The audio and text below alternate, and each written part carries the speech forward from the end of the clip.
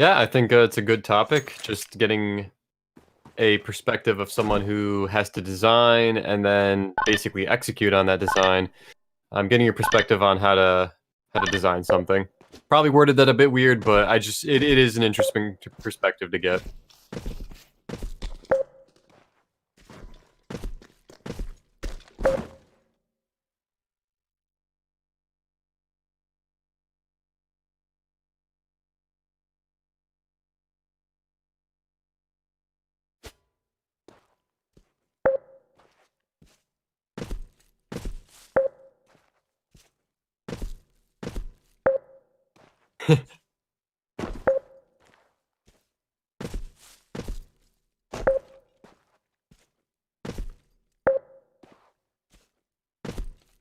I thought for a second we were getting ads forced upon our channel. That was I was like, we made it. We finally made it. uh.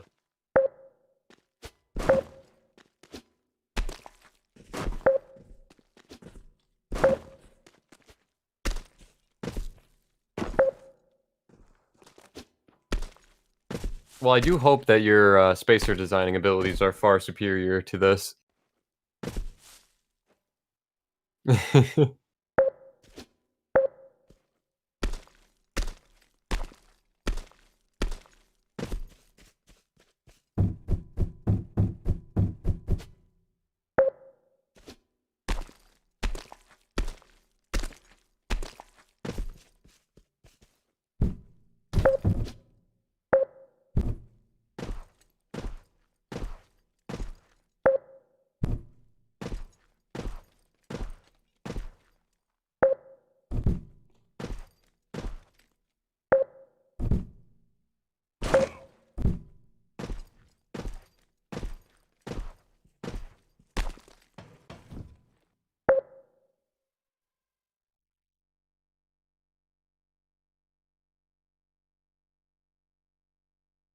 So, what do you mean? Because to me, a full-length spacer is very, very, very similar to a faux channel spacer, unless I'm imagining this wrong.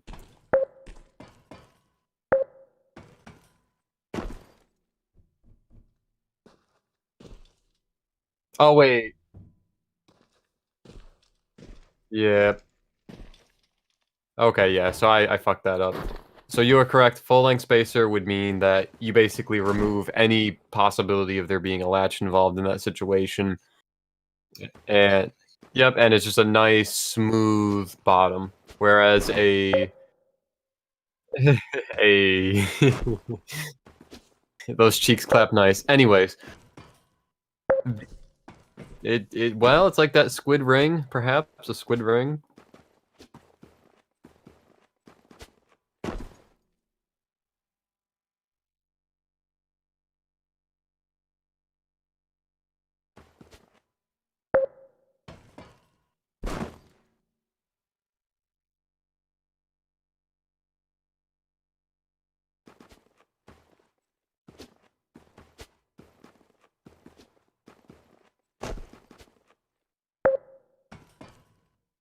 I'd be like, "Hey, yo, I'm trying to eat."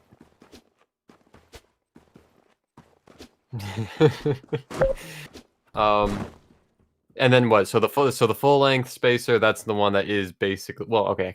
I keep mixing them up because it's so much easier to see in pictures. The faux channel spacer just basically goes all the way up to the handle towards the either Zen pins or the pivots.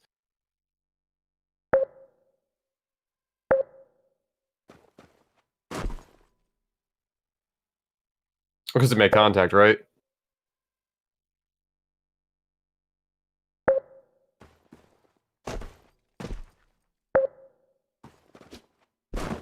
Perfect.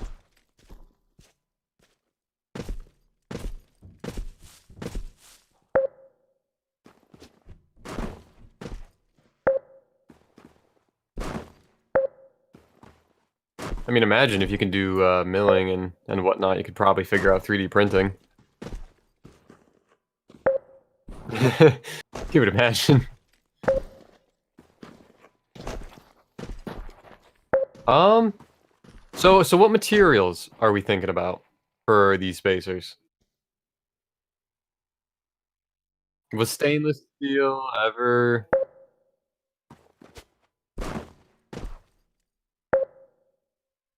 But it stains less. It stains less. It stains less, you understand?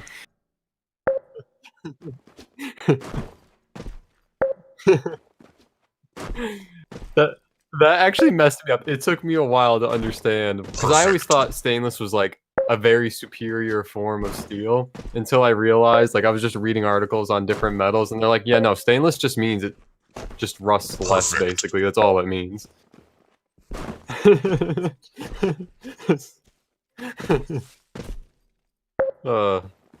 So you're not a steel fan. I mean, he makes some pretty cool knives every now and then. Even well, does he make multiple models, or is it just the one?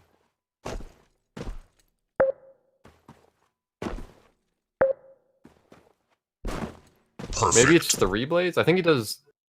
Oh, I'm so mixed up on what he does. Yeah, okay. I was like, I'm very mixed up on what he actually does sometimes. Perfect. Yeah. How do you feel about... Okay. Oh, no. Okay. Okay. You guys, I'm guessing that they didn't even notice that. They just noticed that the stream had like 50% less cancer. No, let's be fair. 80% less cancer. So we got we got Matt just listening to me blabber on. Yeah. It's like, is he talking to himself or... Dude, I'm such a sped. That took me forever. Actually, I say that took me forever to figure out. I wouldn't have figured that out. Wait, so are you unmuted now? I should be. Am I? Matt, Matt, answer the fucking question. Maybe I could turn up my... Dude, Matt is like the worst Jamie ever. Okay, I think we're good. I can hear you on my phone. He waits 15 minutes and he's like, oh yeah, by the way, your mic is muted. I can hear you on the audio, so I guess... Okay. Wow, where do we begin? We're gonna start all over again. Okay. So first off, let's just be clear. We're gonna pretend that never happened, okay? Whether you want to or not. Matt says yes. Okay. Matt, you're fired. So take us back to the beginning. Oh God. Okay, so now I have to get all miserable again. Okay. So I'm having a miserable day. It's just a miserable day, and so the stream started late. I'm just gonna be doing this because 50, you told me that people had said looking at my beautiful, super well-made wallpaper is not interesting after like the 7th hour. Yeah, that's a generous description, by the way. Yeah. So we're gonna be doing this. Okay. This is KZ, which is short for Creeds. It's just like a movement map in CS where, you know, air strafing and stuff is like air accelerate is turned way up and stuff. But anyway, we're just gonna be talking about random stuff. We're gonna be talking about, well, I'm making full-length spacers for the replicant and probably the 6X. And yeah, what else did we talk about that? Can you clarify full-length versus faux channel again? Yeah, so not to be confused with faux-length spacers. Full-length basically removes the latch. You have a nice flush handle where the spacer and the liners or the sandwich of that handle comes together and it's all nice and flush, whereas a faux spacer, you can still have that latch area, but the spacer will basically travel up towards the tang pin or the zen pin area, which will make it look like it's channel when it's really not. Yeah, so it's basically you're a fraud, essentially, is what you do when you buy one of those. You might as well just weld the handles together. Just weld them together at that point. Yeah, I'm learning all of my business practices from this guy Bernie Madoff. Very great, upstanding individual. Is totally not in jail. So yeah, that's why my business, creates fake channel spacers. Now, we were getting into the area of materials when we were so tragically Informed of our stupidity. A third party informed us that one of us was muted. An unknown, anonymous, definitely not in chat third party. Yep. So I was discussing the possibility of stainless and emphasizing the importance of it staining less, but it sounds like that's a no-go. Right. Well, here's the thing, okay? I don't know that I have much motivation to do that because it's going to add a lot of weight. Like, if you just recreate, for example, what? Hey, call me Giles Corey. What does that mean? Are you serious? I'm serious. Giles Corey, more weight. They put the rocks on him and he says more weight. And then they say, are you going to confess? And he's like, no, more weight. No. I hope someone in the stream catches this if they watch it. Yeah, if they watch it. They're probably going to get like 15 minutes in and be like, well, this guy's talking to himself. I don't know if this is healthy. So you think it's going to be too much weight? Well, right, because they're already titanium, right? And so if you create titanium full-length spacers, then they're going to have added weight. But you can also, if you just add, like if you made the original spacers out of stainless steel, that would be an increase in weight as well. So to not only increase the weight through the material, but to also make it full-length, I think would make it quite handle-heavy. Seems we have a bit of a weight distribution issue. Okay, let's not fat shame, please. But do you see what I'm saying? Like, does that make sense to you? Or do you think I'm just being a sped? I mean, I guess it depends on the battle song, really. I'd have to honestly feel it. Like, I'd have to I've never really had a full-length steel spacer. So for me, I'm kind of playing in the land of fantasy. But I imagine it wouldn't be painfully bad. Like I imagine it wouldn't be any worse than like the difference between a full-length tie spacer and a full-length steel spacer. I don't know if it'd be that much. Right. I guess. I don't know. Okay, do you know what the weight difference would be between the two? Well, stainless steel is probably like 50% heavier than titanium.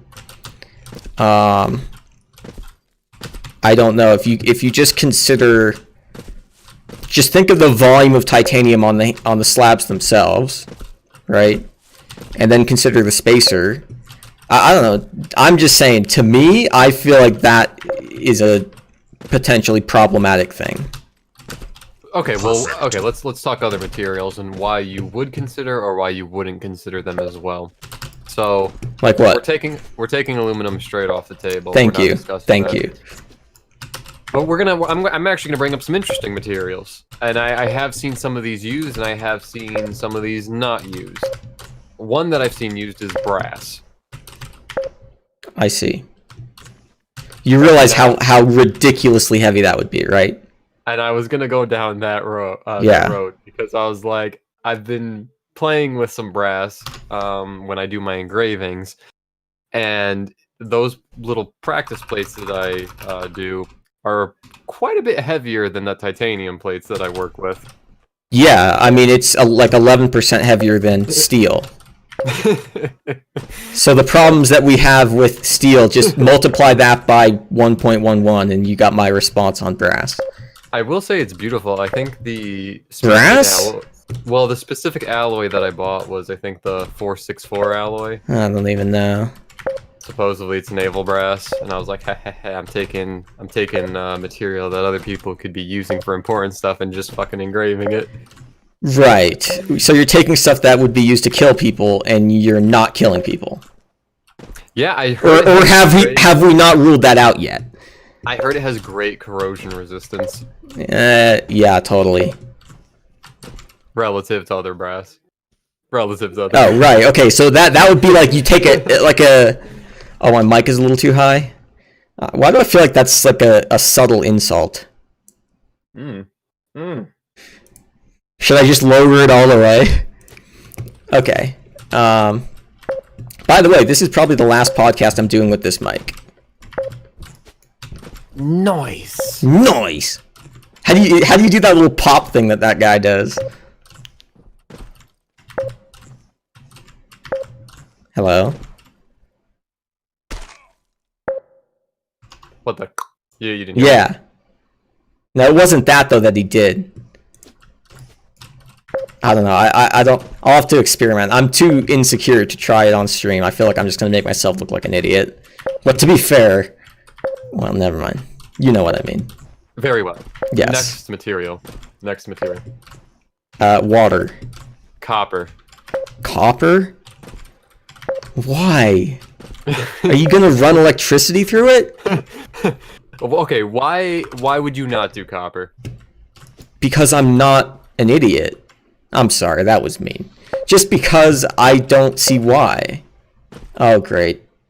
Discord is frozen again, so he can't hear me, I can't hear him, and fuck knows when it's gonna unfreeze. Actually, I can hear you. Oh, okay, good. Yeah, boy. Yeah, Well, boy. I'm glad it actually didn't take like 4 fucking minutes. So why would you not do copper, though? I just, yeah, that one viewer is probably you, Matt. It is. It is. No, it's actually me. It probably is. I need to watch on my phone. We need viewers. Okay. I legitimately just, I don't know. I've never heard of anybody using copper like that. I mean, is it like a poor? Is the weight too bad? It's soft as fuck. Like, it would get damaged pretty easily. I'm, like, pretty sure that copper is softer than aluminum. Look it up! Look it up! Look it up! I'm gonna look it up. Where's Jamie, dude? Where's that Jamie? What was his, It was name? Clockwork. Yeah, dude, where is that guy? We need Jamie. I don't think a copper is softer than aluminum, though, because when I engrave into it, copper offers a lot of resistance. Okay, Google it. Aluminum in its pure form is even softer than copper. And then we have a discussion board here. Well, obviously those guys don't know what they're talking about. Now they're talking about stuff like hardness and temper. Oh, no. Oh, no. Okay, maybe we can look into which can get a higher hardness. Why? Well, I'm not gonna harden them. Why not? Because I'm lazy. Okay, we're getting something saying that aluminum can be scratched with your fingernail. Wow, okay. You didn't know that? Wow. I never tried YouTube it. is not receiving enough video to maintain smooth streaming. Okay. Okay, YouTube, whatever you say, dumbasses. Pure aluminum is harder than pure copper. See, I just don't believe that. I don't believe that copper is softer than aluminum. Okay. I can't force you to be right. Like, people keep going back, and this discussion board, people are going back and Oh my god. which is harder. Fine, let me figure this out. It seems like it's a mix, depending on... That's not the answer. It's... No. On the Mohs, do you know the MOHS scale, Mohs? Aluminum is harder than copper. For Rockwell B, a 6061 aluminum is 60. Almost as soft as silver. Can you just hear me out? For Rockwell B, copper is 55, aluminum is 60. I mean, I'm looking at this chart here, and it's aluminum's looking like it's about as soft as gold. Oh my god. It's whatever you say, dude. I don't care. I mean, I genuinely don't give a shit if... Talking about hardness grade, and copper's closer to brass. Dude, you're looking on, like, discussion boards and stuff. I looked at, like, the material data sheet. Yeah, but which ones? Alright, can we just agree that you're wrong? I think copper's a cool material, and I don't think it should be totally ruled out. Okay, well, let's let the experts on YouTube figure this one out, okay? You know that they're going to be there. Now, how out of the realm of possibility would it be to get some fancier materials in there? Like what? So, say somebody requested a sterling silver spacer. Would that be possible? Possible, yes. Would I do it? It depends how much you're going to pay me. Not a lot. Right, then I think you know your answer. I mean, but it's a soft material to cut, though, right? I mean... Dude, that's like saying, like, oh, dude, you work with titanium all the time. Can you just go ahead and make me some mokutai? It's the same thing. Why are you bullying me? I feel like I'm being verbally assaulted right now, and I don't like it. Honestly, if I had to put a fair market price on that, it'd probably be after whatever you had to do with it. I think in materials, you'd probably be looking at... Actually, that's kind of a lot of silver. It might be like $40 of silver. $40 of silver? It might be. Well, I mean... Dude, how cheap is silver? How is that only $40? Well, it's per ounce about $25 currently. Seems kind of gay. So how much material do you think it would take to I don't know. Why do you ask me these things? I don't just have volumes of things like memorized. So let me have you run those numbers and tell me how much it costs. I don't have my CAD software on this install. I think that'd probably be $40 in materials, and then whatever machining and whatever cost of time that you added onto it. I think it'd be pretty cool. It'd be pretty cool. I mean, it'd be cool. It'd be a flex. Yeah, it's like, hey, Doug, it'd be cool if you could, like, you know, be an astronaut. It's like, yeah, you know, it would. Are you gonna pay for it? All right. Let's take it to the next extreme, though.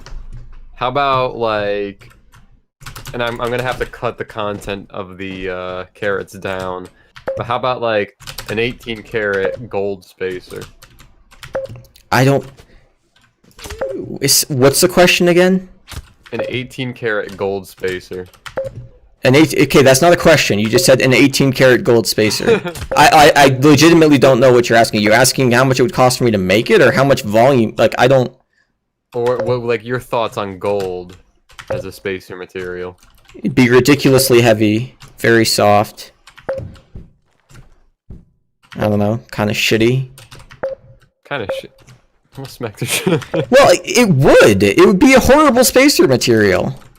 Well, okay, but if you put it with some carrots, so you like mixed it with like the copper and the silver. Carrots, dude. I'm not even hungry right now.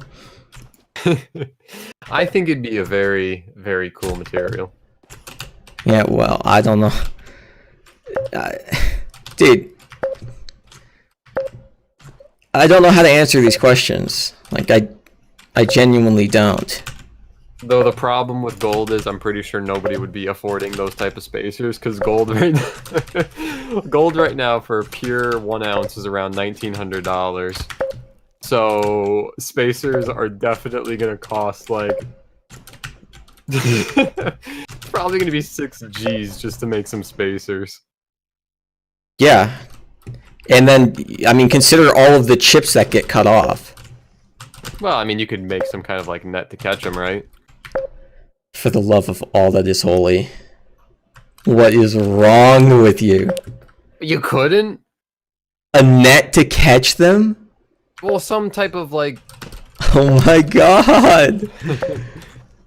Well, by the way, hey, Matt, is the stream, like, smooth? It keeps bitching at me, and I'm, like, about to close the window. I'm so sick of seeing it. Because, I mean, the streaming software is showing that I'm clearly uploading at, you know, 3 megabits per second. Susan is punishing us for that time we talked about the... the coof. And we're being punished. Oh, spank me, Susan. It's like when I'm on Instagram and there's certain channels that I'll try to watch, like a live stream of, and all of a sudden Instagram will say, "Oh, we're having trouble streaming this video," and then I click on another video and there's no problems, and then I click back to the other one and I get hit with the same message, and I say, "Sure, sure." Hey, can you load up the stream on your, I don't know if you can view the control panel or whatever for the stream, but can you load that up on your computer and watch the chat for me? Because I'm going to minimize this window. I'm just so sick of seeing this gigantic yellow thing pop up. So I have the chat open on my phone right now. Okay, so you can see if somebody says something? Yeah, if Matt ever decides to come out of his comatose state and make another comment. He's talking in my CS server. We'll be able to get some clarity there. So, okay, but if someone said, Doug, Squiggles, I want you to make me some gold spacers, would you rule it off completely? Like, would you just not Well, even it depends how entertain much they're going to pay. Oh. Right? Oh, well, Like, that's the thing. I mean, there are certain things, it's like if somebody said, hey, I want to make a solid diamond spacer, can you do that? I would say no. Please get your crack from somewhere else. Right? Like, if they say, oh, can you make a solid gold spacer? The answer is like, yes, I could. Right? Now, how feasible would it be to make an entire gold handle? I mean, I would imagine it's plenty feasible. It'd be very heavy. Yeah, and that shit would dent like a motherfucker. Yeah, it would be a horrible material, right? It would, so bad. The pivot holes would wear, Yeah. right? But again, there are people who would just want a gold something. Like there are definitely those kind of people out there. But I don't know. How much is gold? Like an ounce? It is currently selling for 1,900 per ounce. Okay, so how much do my handles weigh? Like It's like 2 point something. 2.2 ounces or something, right? 2.3 ounces. So we'll say there's 2.3 ounces when you're done. Okay, multiply that by 2 at least. Okay, as far as material goes, I would multiply that by 3.5 or something. That's and then what do you get? A lot of gold. Well, then what do you get? That's somewhere on the ballpark. Here. Yeah, like 10,500 or something like that. 8.05 ounces. So what's 8 ounces? How much is it per ounce? God. It's 1,900. Oh my god. Then 15,200. So that's just the material cost. Right, that's the material cost. I would say if somebody wanted me to make gold spacers, it would cost them $50,000 or something. Oh my. Go ahead and hit me up in them DMs. Yeah, I mean, if someone's got the cash, I'd like to see that. Yeah, I mean, I would do it. Jeez. I'd make them sign something where I wasn't liable if the fucking thing got scrapped. They'd have to buy more material. I mean, the good news about that type of material, though, is it's basically worth the same amount, even if it does turn into scrap metal. You're such an autism, dude. It's wonderful. It's wonderful how that works. So, okay. So what's the softest material to actually work with in terms of a spacer material? In terms of spacer material? I don't know. I mean, Well, I would... to me, that's not gonna get... It's not gonna face the same type of wear as a handle. I don't know. What's a soft material? Your brain. Okay. You know what? Hang yourself, please. I don't know. I mean, I kind of list off some of the more common materials that you could choose to use. Right. Like, what are we gonna go with? Like zirconium or something? Like, as if anyone's affording that. Zirconium is not that soft. Yeah, but it's like hella expensive. Not really. I mean, okay, now I actually gotta look this up. Hold up. How much is a full zirconium? How much is a full zirconium? Yes. You're so fucking autism, dude. Oh wow, that's actually kind of a lot cheaper than I thought. Yeah. $150 per kilogram? Per kilogram? How much is titanium? Also, where do you get these ridiculous units of measurement? I don't determine the cost of titanium like, oh, how much does it cost if I just put a bunch of it in a Walmart bag and weigh it? Like, I feel like I'm gonna ask you how much titanium weighs, and you're gonna be like, it's about 300 per revolution. I mean, when I bought my titanium squares, the 2" by 2". Those were only like $1.50 per sheet, or not even per sheet, per square. Okay.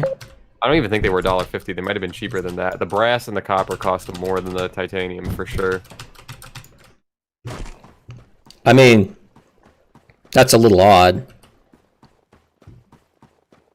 I don't think it's that odd. I can actually pull open my statement. He's kind of right. It does look like you're smiling at you. Let me see what my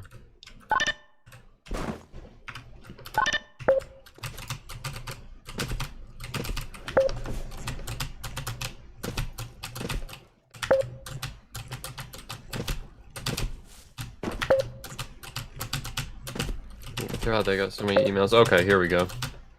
So, okay, that's interesting.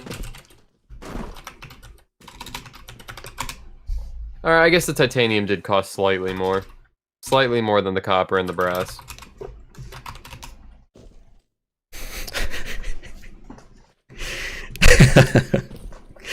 Oh my god.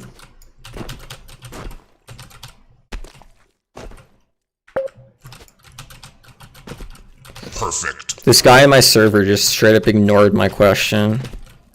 So you know what's bothering me? Someone has a zirconium ring for sale for $680. Why does that bother you? I mean, Godlike.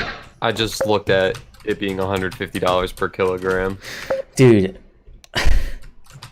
I know it takes time to machine it, but like, it's a ring. It's not... Like, come on, man. Hold on.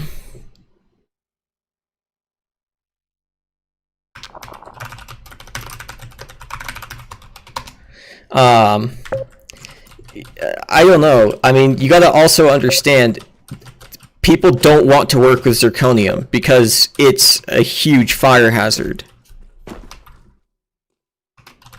I mean, if you said that, I might have understood it instead of talking about the price per kilogram. Look, I'm not the one that invented price per kilogram, okay? Yeah, but it says, okay, now see, this is misleading. It says very low thermal expansion. I guess, I don't know. Why the hell would I know? I gotta find out how to buy some of this.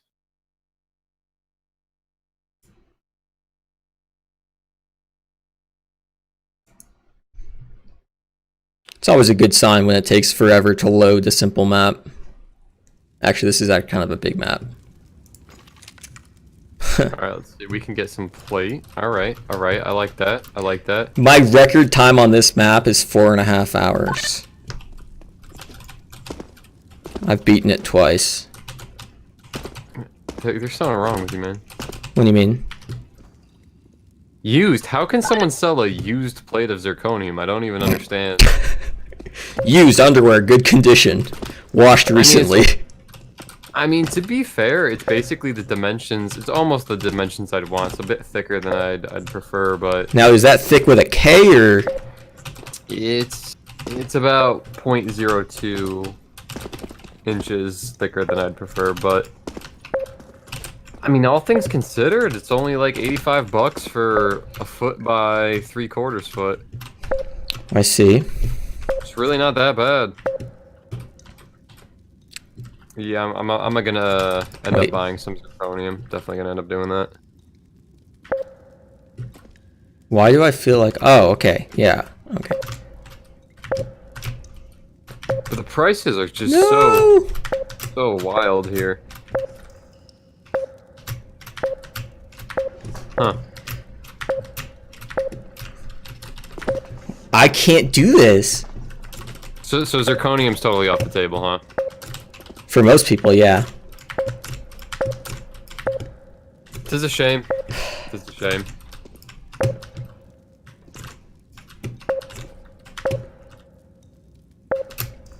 I mean, I don't know. I have some zirconium. I mean, what are you gonna use it for? Just looking pretty, sitting on the floor somewhere. Being a fire hazard.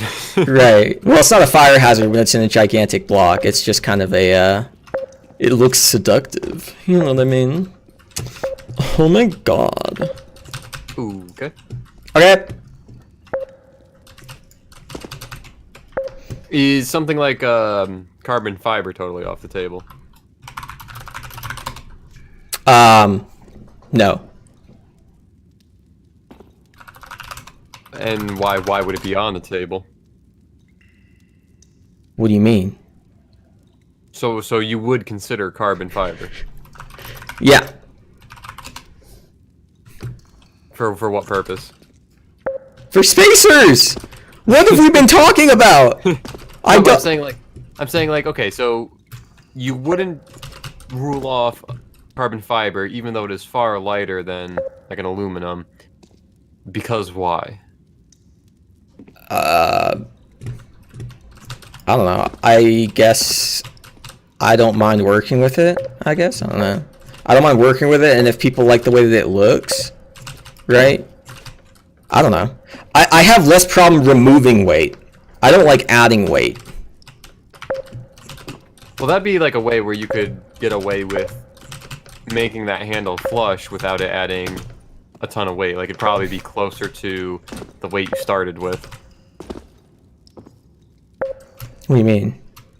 So, like, it'd probably be closer to the original spacer weight as opposed to if you did like I was talking about, like a brass spacer that's full length, you'd be far above and beyond the weight of the original spacer. Right. I mean, you could do some cool like patterns with the carbon fiber though, right? Yeah, I guess. I don't know. I don't like composite materials like that. I sound so negative on this stream. Can you ask me about something I like? God, I'm always complaining. Say we made planes out of brass. I mean, you'd have a lot of planes on the ground. The reason they use aluminum on like wings and stuff is because it doesn't spark, and so in like a crash or something, you know, you're better off. I mean, but you're still in a tin can though, right? It's not tin. I just told you what it was. I mean, it might as well be tin. What is, like, is tin a good metal? Like, what is it used for? The only reason I know what tin is is from those old school RuneScape days where I had to mine tin and copper to make a bronze bar. That's the only reason I remember. Good God, man, what is wrong? Hey, tin is used for soldering, okay? Oh wow, great use. Yeah. It's actually not. I'm just saying that to upset all the people who solder stuff, because they're going to think I'm an idiot. Well, they probably, let's be fair, okay? They probably already do. I think tin is actually in, like, actual bronze, if you want to buy, like, a bronze sheet. I think... No, I'm serious. I think... I'm just watching something. Sorry. I think there's also zinc. Zinc's pretty commonly used. Zinc. Zinc is a pretty sexy metal. I feel like it's trash tier. Okay, dude. I feel like you shouldn't talk so badly about people. Like, it seems a little bit not nice. Okay, zinc I think is the metal that's used in the Barren Sun. Like they're yes, super. It's cast model, zinc, and it does not hold up well. Yeah. And I feel like if you were to use that in a spacer, and it dropped on a particularly hard surface, you might end up with a cracked spacer.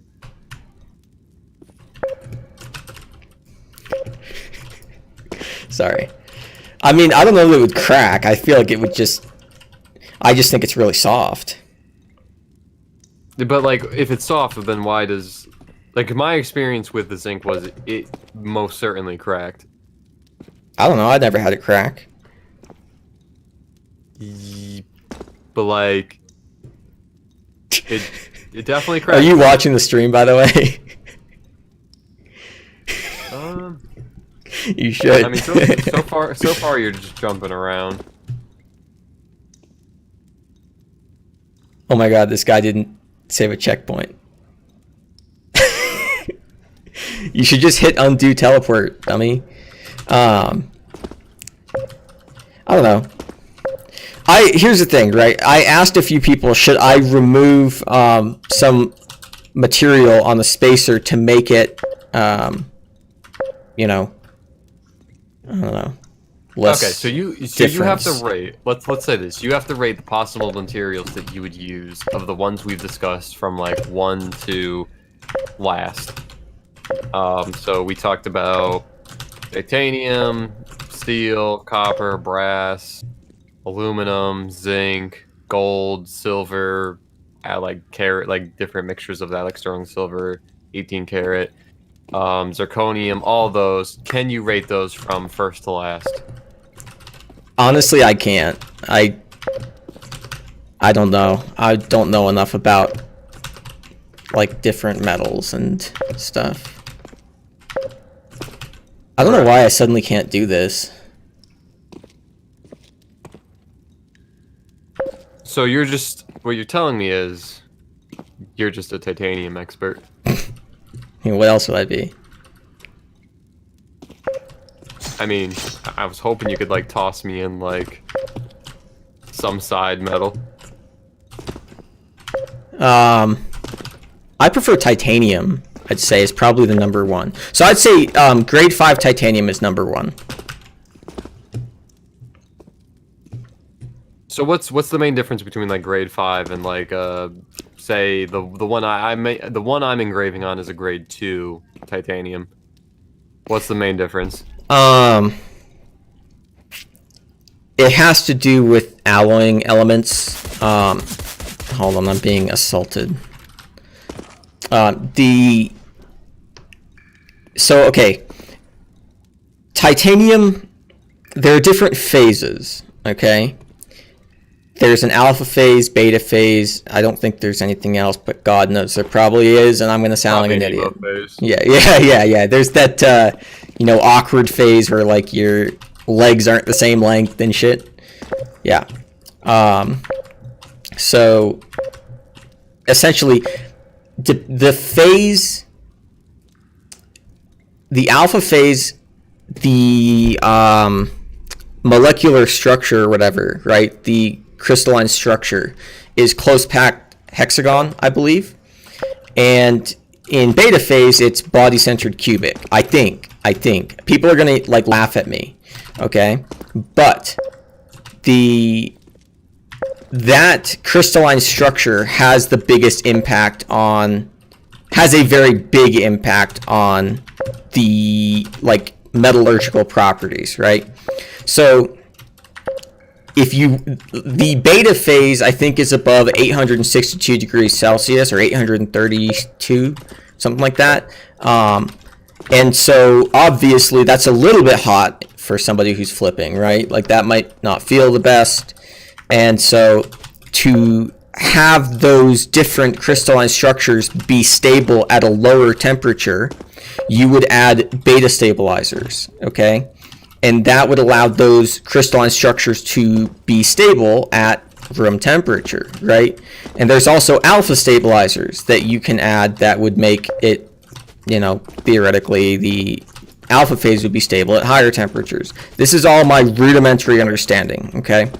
So now, are the alpha stabilizers called Chads and are the beta stabilizers called Sims? What the fuck is wrong with you? This is a scientific question. I think the answer is a resounding maybe. Perfect. So okay, so I'm not really understanding much of the terminology, but like, what does that result in? What's the result of that difference? the result is you end up with maybe a harder material or something, right, at a lower temperature. Like, it would be stable. And so that's why you would, use certain alloys for different things. Now, I think the aluminum is the alpha stabilizer and the vanadium is the beta stabilizer. Oh, God, I'm not. That's awful to know. What? It's awful to know that aluminum's used in the production of. Aluminum it's okay when it's with titanium. Okay. Unless you use it as like an example of it being like sacrificed, like when you would use like in Yu-Gi-Oh. Nobody said it was added consensually. Okay. You just sacrifice the aluminum. Right. Okay, so the difference is that'd be harder. So why does that matter for making balance song handles? Why does that matter?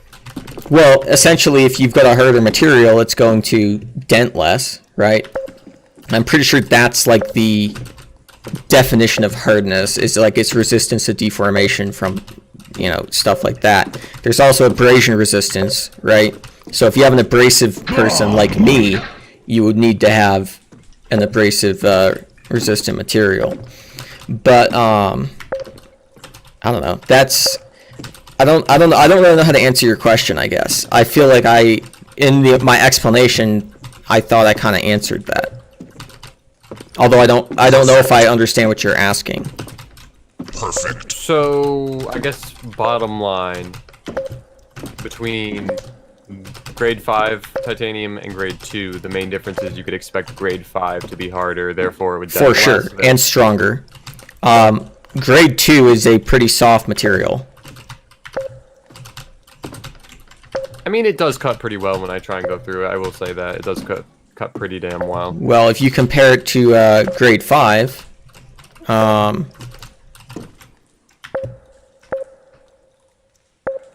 yeah.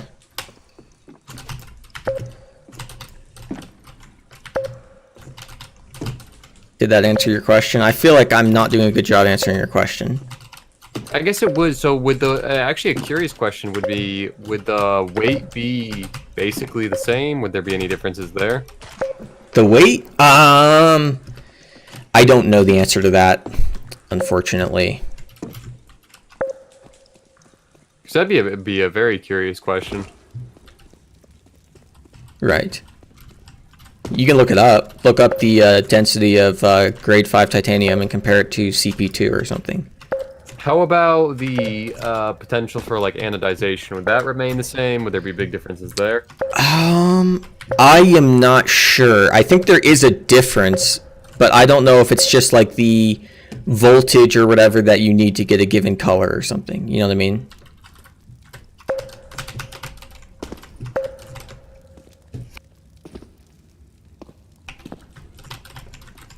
Okay, so grade 5 titanium is 4.43 G, whatever that means. G? Grams? Yeah. You're the guy who was talking about weight constantly.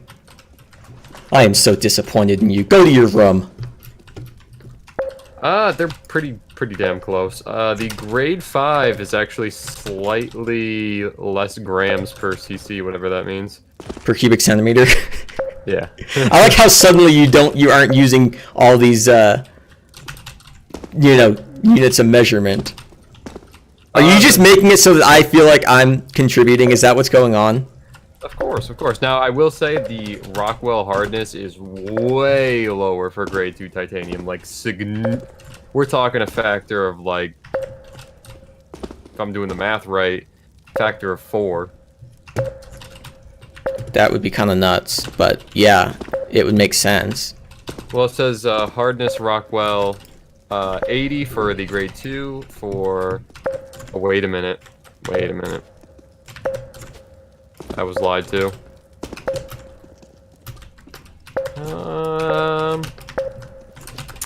No, I read the numbers wrong. This one doesn't. The grade 5 doesn't have a Rockwell B rating. It's interesting. Just look up grade 5 Rockwell B. You can type ASTM or something after it and see if that helps.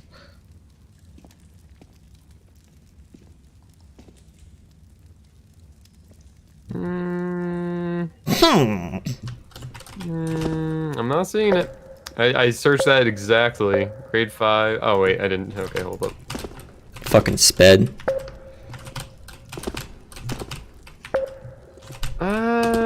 36 versus 70. So why would the grade 2 titanium have a higher hardness? I don't know. I don't know if I understand the difference between Rockwell B and Rockwell A and all these things. Yeah, I definitely don't. Full disclosure. Full disclosure, I have no clue. Why are you even here? I'm sorry, that was mean. I talk about battle songs. I talk about Where'd this guy go? This guy just disappeared. Oh, he fell. Okay.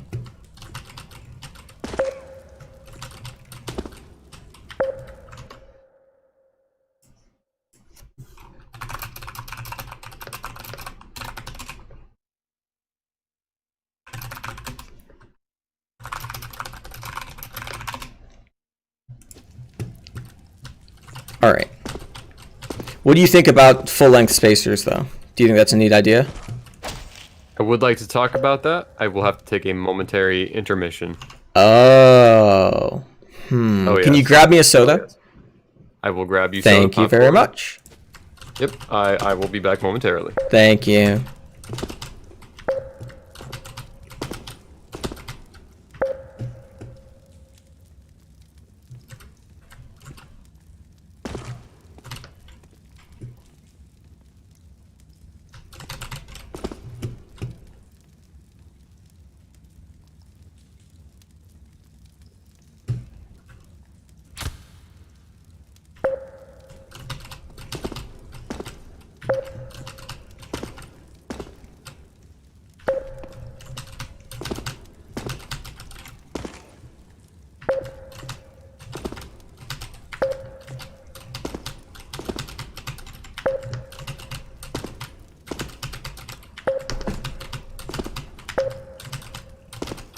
Perfect.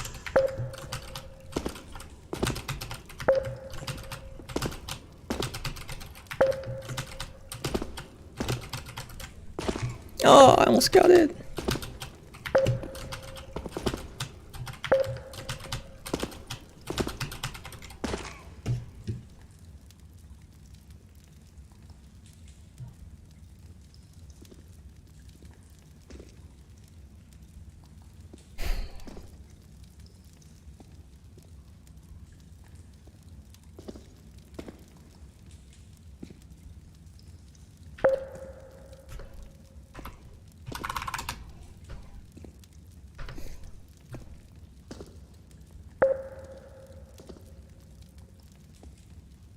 So where were we at? Now that I got your popcorn, large soda, and I was trying to show this guy how to do this, and he's just straight up ghosting me. What are those? The snow cone candies? Those awful ones that tasted like What? straight trash. You don't remember when you went to the movie theaters? There's like these little chocolate. I didn't go to the movie theaters much as a kid.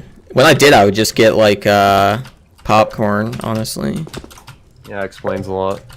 I don't like public places. I gotta be honest. I'm not sad about what's gonna happen in the movie industry after the Angelina Jolie is less jolly. Just because I'm like, I feel like I'm probably sitting in someone's kids when I'm in the movie theater. Sitting in someone's kids? Well, you know what I mean? Like, you don't know what happened. Oh. Yeah, you don't know what nefarious things occurred. Jesus Christ. And so I kind of am like, I probably shouldn't wear clothes that I really like when I go to the movie theater. Oh, but it's okay to be sitting in that. Yeah, okay. Yeah, I'm gonna wear my it's okay to sit in it pants for today. Yep. Hey, look, if I'm invited to movie theaters and I want to be sociable, I'm wearing it. I'm wearing those pants. I'm wearing it's okay to sit in this pants. Jeez, man. No, I don't feel bad about it. And that overpriced popcorn, those overpriced, what was it, a drink of soda, almost bordering around like $4. Yeah, dude, it's a ripoff.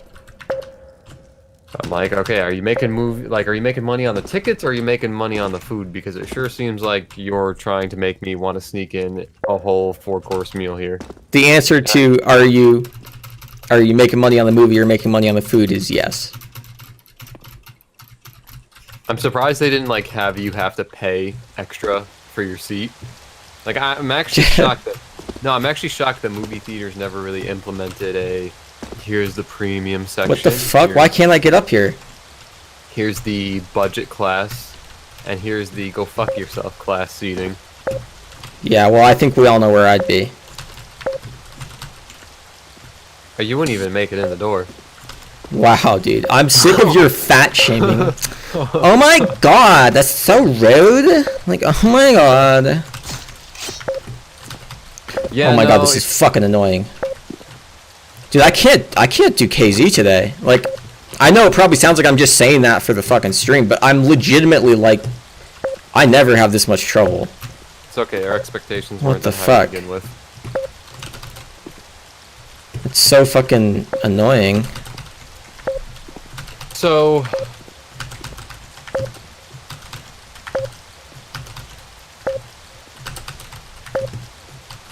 how about we talk about the realism in, or wait, so what's, okay, I've never, so KZ is a game mode in Counter-Strike, or? It's like a, yeah, do you know what surf is in CS?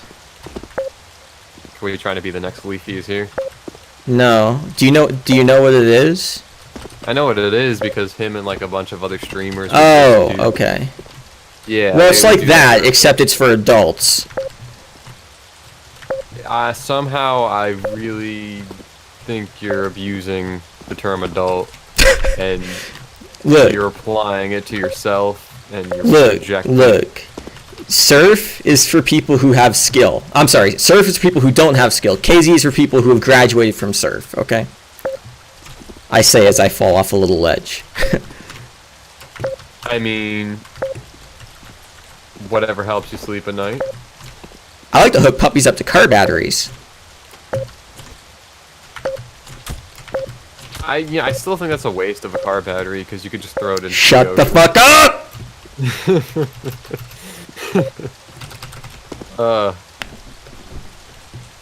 By the way, for people in the stream, I could do like a 265 somewhat decently, and I've done 270 long jumps, so I'm not that bad. I just happen to be bad whenever I have to prove anything.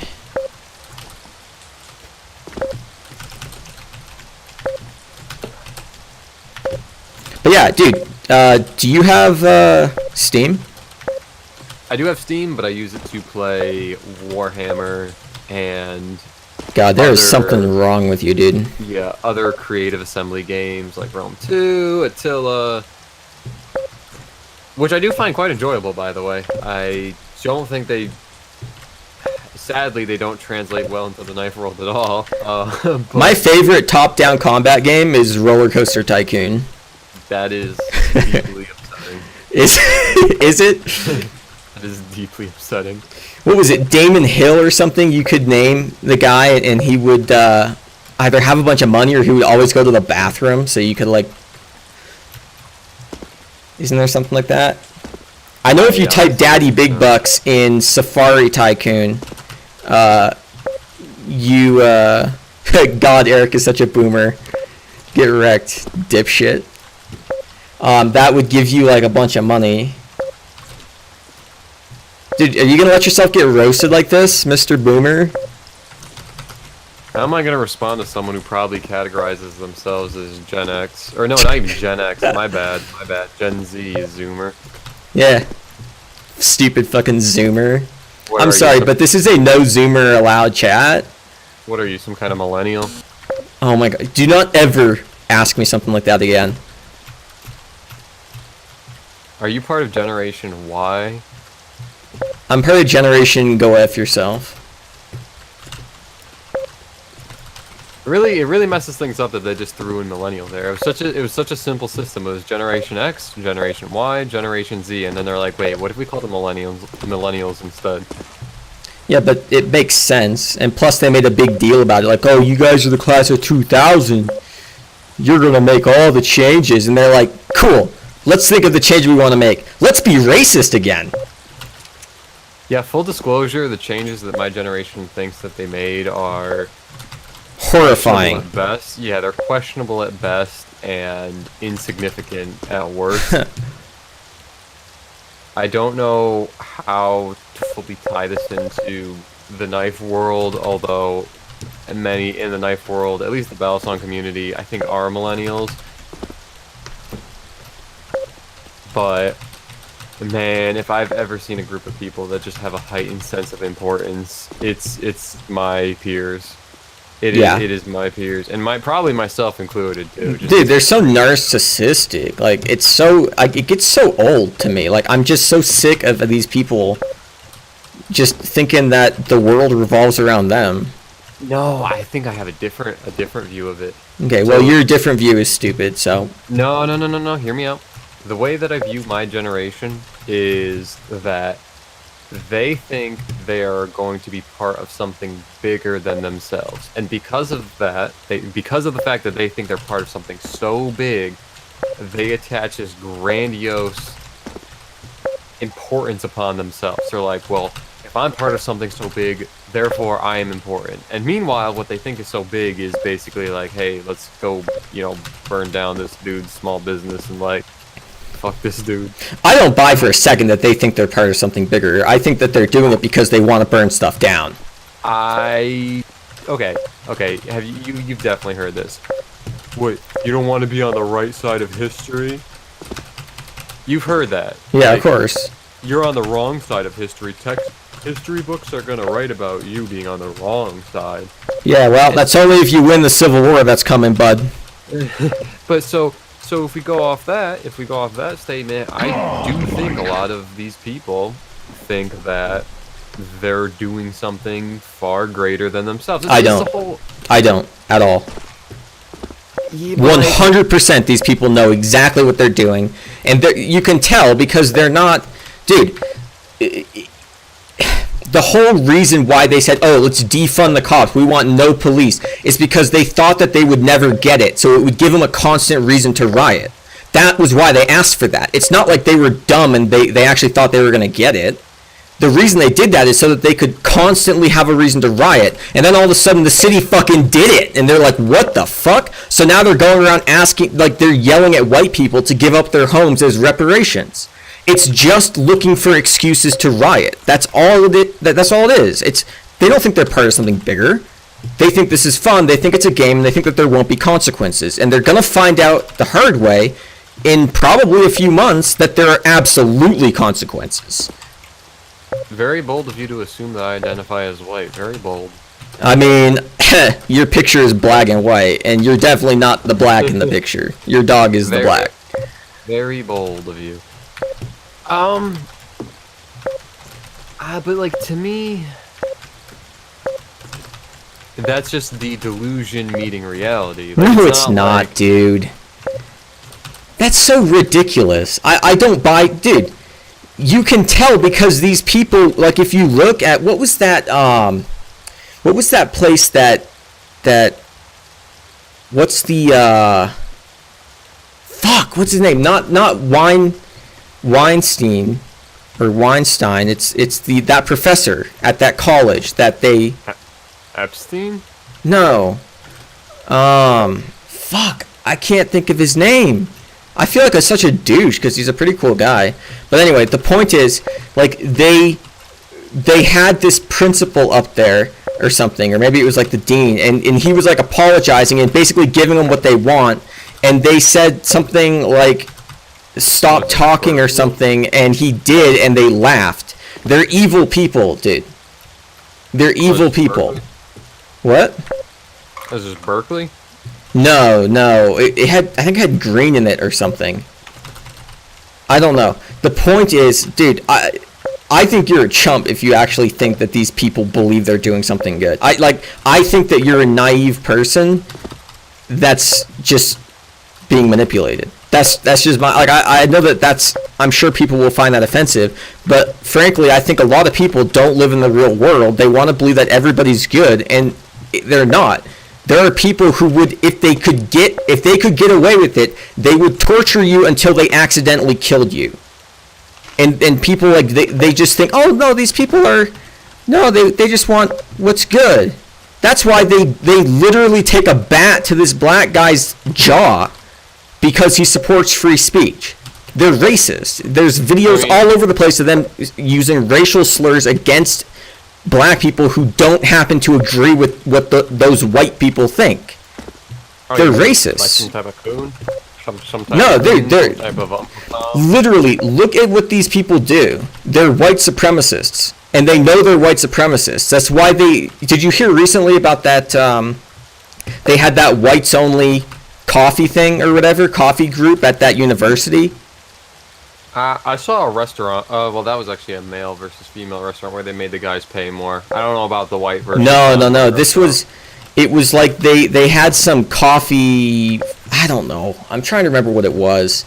But they essentially had this whites only thing, cafe, where they were going to talk about, you know, white people issues or something. Like, they're white supremacists. Like, you think that they get in that group and they're not laughing about the fact that they managed to get a whites-only space? That is absolutely what they're doing. And you can tell because that's what these people accuse everybody else of doing. Like, all the time, these people accuse other people of what they're doing. Yeah, I don't know. I think it's ridiculous to actually claim that these people think they're doing something good. I don't buy that for a moment. Well, okay. If I have to clarify it, I'll clarify it. I think the people that are manipulating the strings know exactly what they're doing. I think the people that are being used as cannon fodder definitely believe they're being part of something bigger than themselves. Yes, I agree. But at this point, I don't think you have many of those people out there burning shit down because they're like, I have a hard time seeing how burning something down is doing something good. Right? So you don't have those people there. They're not the same. I mean, okay, as an example, right? As an example, I, in recent times, have had to defriend anywhere in the ballpark of 20 to 30 people from my Facebook friends list. And it was just because I would try to interact with them, right? I would try and interact with them about issues going on. They would post something, and I would try and offer a comment, and I would just get berated for having a different opinion. And it could be I could approach it any number of ways. I could approach it from a very, I want to be understanding way. I could be very objective about it, or I could be very aggressive about it, and yet the response was almost always, if I had to, like, give an analogy, it'd almost be like I was a virus, and they've already been exposed to the virus before, so they just come at it hard, extra hard with the white blood cells. I don't know, man. I guess. I don't know. I think that these people are disingenuous as fuck. Look, Well, that's why, because they think that they're actually a part of something. Disingenuous is not what you do when you think you're doing good. Disingenuous is necessarily you being dishonest. Well, okay, so I guess it depends on the person viewing it, though. I don't know, man. Like, okay, so I was friends with this guy for like a decade, right? I was very good friends with the guy, talked with him all the time, talked to him about politics, cars, all sorts of stuff. Law, he was a lawyer, well, is a lawyer, right? And he was telling me, no, these people are like mostly peaceful or whatever. And I was always of the impression that he was just believing the ridiculous shit that's in the news, right? Like, I just thought he was falling for it, I suppose. And then I started posting videos of the riots, not really for him, just because I know that people are not going to be seeing it if they just watch TV, right? And this guy unfriends me. So it's like this entire time he's been saying, no, these people are mostly peaceful, and then the videos come out showing, and I know he knows that the Kyle Rittenhouse thing was a fantastic example of like textbook self-defense. I know for a fact he knows that, right? And so the fact that when he sees the video he unfriends me, it's like, so this entire time you've known. The entire time you've known. You just don't want to see the videos of what you're supporting. See, that's what I'm saying, though. These people have such a visceral reaction to any counter. It's basically like, it's really living in a bubble where it's such a visceral reaction to anything that is foreign to their beliefs that if you come close to piercing that bubble, they will respond in such a heavy-handed way. I don't agree, man. I think it's about power. Again, I'm sure I sound like a cynical fucking bitch, and maybe I am, but look, I predicted, so I don't know if you saw, I posted this on Facebook, right? I said something to the effect of, and I posted, you know that video where there were a bunch of white people that had their hands up in the air? Have you ever been to a church service? I've gone, and I felt really awkward eating the crackers that they give out because I was later told that was supposed to represent the body of Christ, and I didn't know I was eating that. So, I'm not super religious like that, and I'm not like hateful of it, but I'm like, why did you allow me to do that? Why did you let me do that? Right. Well, here's the thing. Like, there were all these white people with their hands up in the air, okay, as there was like this black woman like saying some kind of, it was just the standard dogma that you would hear, right? I'm sure you know what I'm talking about, right? The standard critical race theory bullshit, right? And they're all sitting there with their hands in the air, and it's like, dude, like I called that this was a cult like 5 years ago, and this person commented like, you called it a lot sooner than, or a lot earlier than 5 years ago, because I remember talking to you about this on the school bus, right? Like I called this that long ago, and it's coming true. And so I have a hard time like discounting my intuition on this when I've been able to predict so many things correctly. And by the way, for people out there, I think Trump's going to win in a landslide, and you're welcome to laugh at me if I'm wrong. You're absolutely welcome to laugh at me, and I encourage it because it'll be funny. It will, okay? But it's funny that I'm called out of touch by people who mainly just go with the mainstream narrative. The mainstream media was incorrect on basically every major election except the French one recently. Every single one. And I accurately predicted the 2015, I believe, Brexit referendum. I predicted that. I predicted the Trump win. I predicted, what was it, the 2018 or something, 2019 Brexit referendum. There was another one. The only one I got wrong was the French election in 2017. Okay? That's the only one I was wrong on. I predicted the midterms. And so it's like, it's a little bit silly to call me out of touch. Like, you can, but you might want to consider what I'm saying, because I've got a pretty damn good track record on predicting this stuff. Anyway, I know I'm kind of ranting, but that's why I don't really buy this. I think that they think that they're doing good. I think they're evil. Okay. Example, right? So this is a group that I'll dog on quite a lot because I almost became a teacher, so I'm going to dog on teachers because I technically passed the practice exam. Be a little bit nice, because my sister's a teacher, so I'll be as nice as possible. I don't want to get in a fight here. I'll be as nice as possible. I think there's a lot of teachers who think that they're doing good things for their students. The problem is, I think a lot of the curriculum and a lot of the structure of school is really more so to, how do I say it, indoctrinate kids into thinking a certain way about the world. Not necessarily to think in a inquisitive and curious way, but just to think about the world in a particular way that benefits current year. Yeah, current year. So you could have a teacher who's genuinely trying their best to teach their students, not understanding that, you know, what they think they're doing is not actually the result that's being produced. I don't think so. Dude, time and time again, when these classes get recorded, these teachers like have to go into hiding because they know how it looks. And now my sister had an interesting thing to say, although I don't remember exactly what it was, so I don't know that I can like reproduce it here, and I don't really want to load up Facebook on this install. But they made these parents sign this paper that they were not going to listen in on their students' classes when they're doing this schooling from home.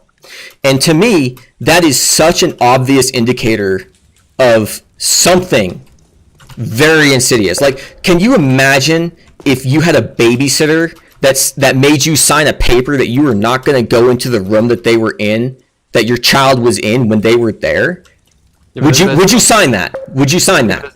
What I'm saying is, but see, the point I'm getting at is, would you sign it? I wouldn't. But I'm saying, as a teacher, why are you? If you think you're doing good things for children, why would you continue to work in a job that was doing things that were questionable AF like that? Like if you thought you were doing, you're making my point for me, dude. And then, yeah, but no, you're making my point for me. Hold up, no, because I'm saying there's this ideology that you clearly we're both wrong. Okay. I'm saying teachers, some of them, think they're doing very good things. Meanwhile, part of the curriculum that they're teaching is very insidious, such as telling parents that they cannot be in the room when lessons are going on.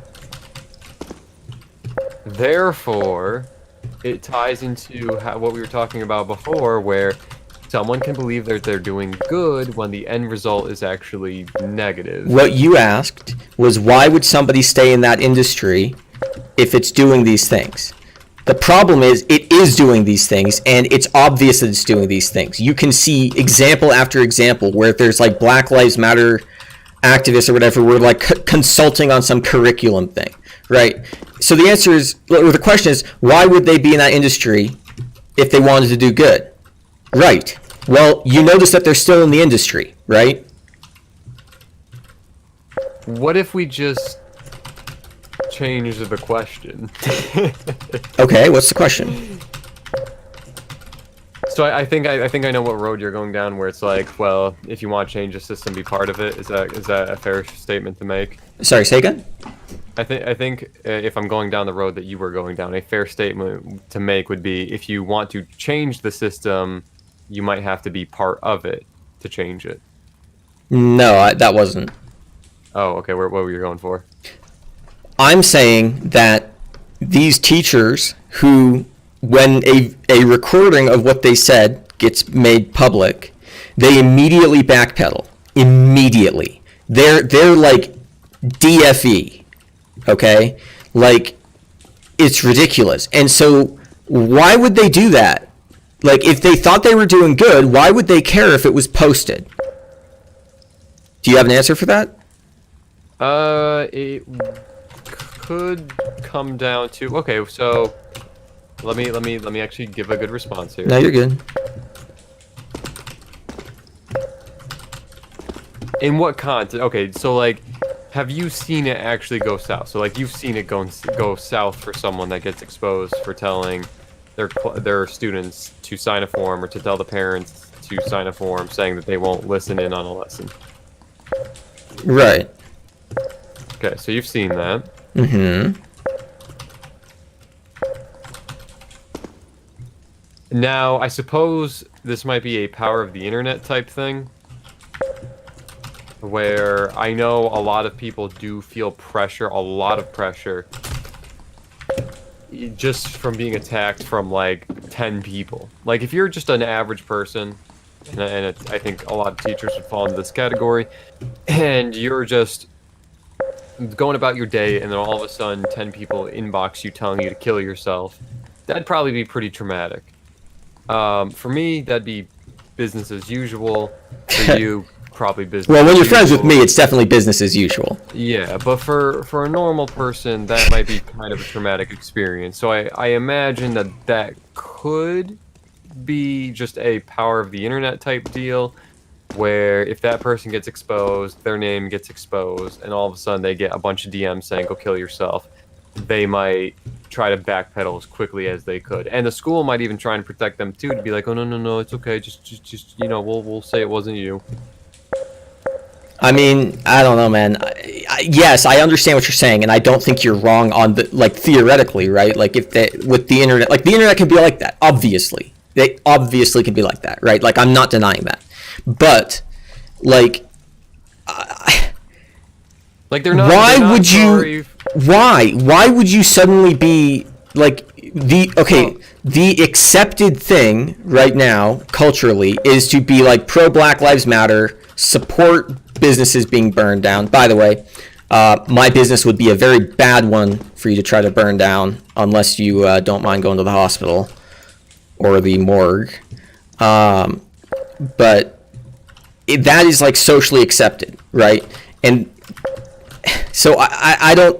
Why would suddenly you be backpedaling that if you believe it's right? I don't. I got a different. So this is the missing puzzle piece. I think it's like you're not sorry for what you did. You're sorry that you got caught. Now the reason why I brought up the power of the internet thing is, you know, if I did something and all of a sudden, like, if I really got blasted like heavily.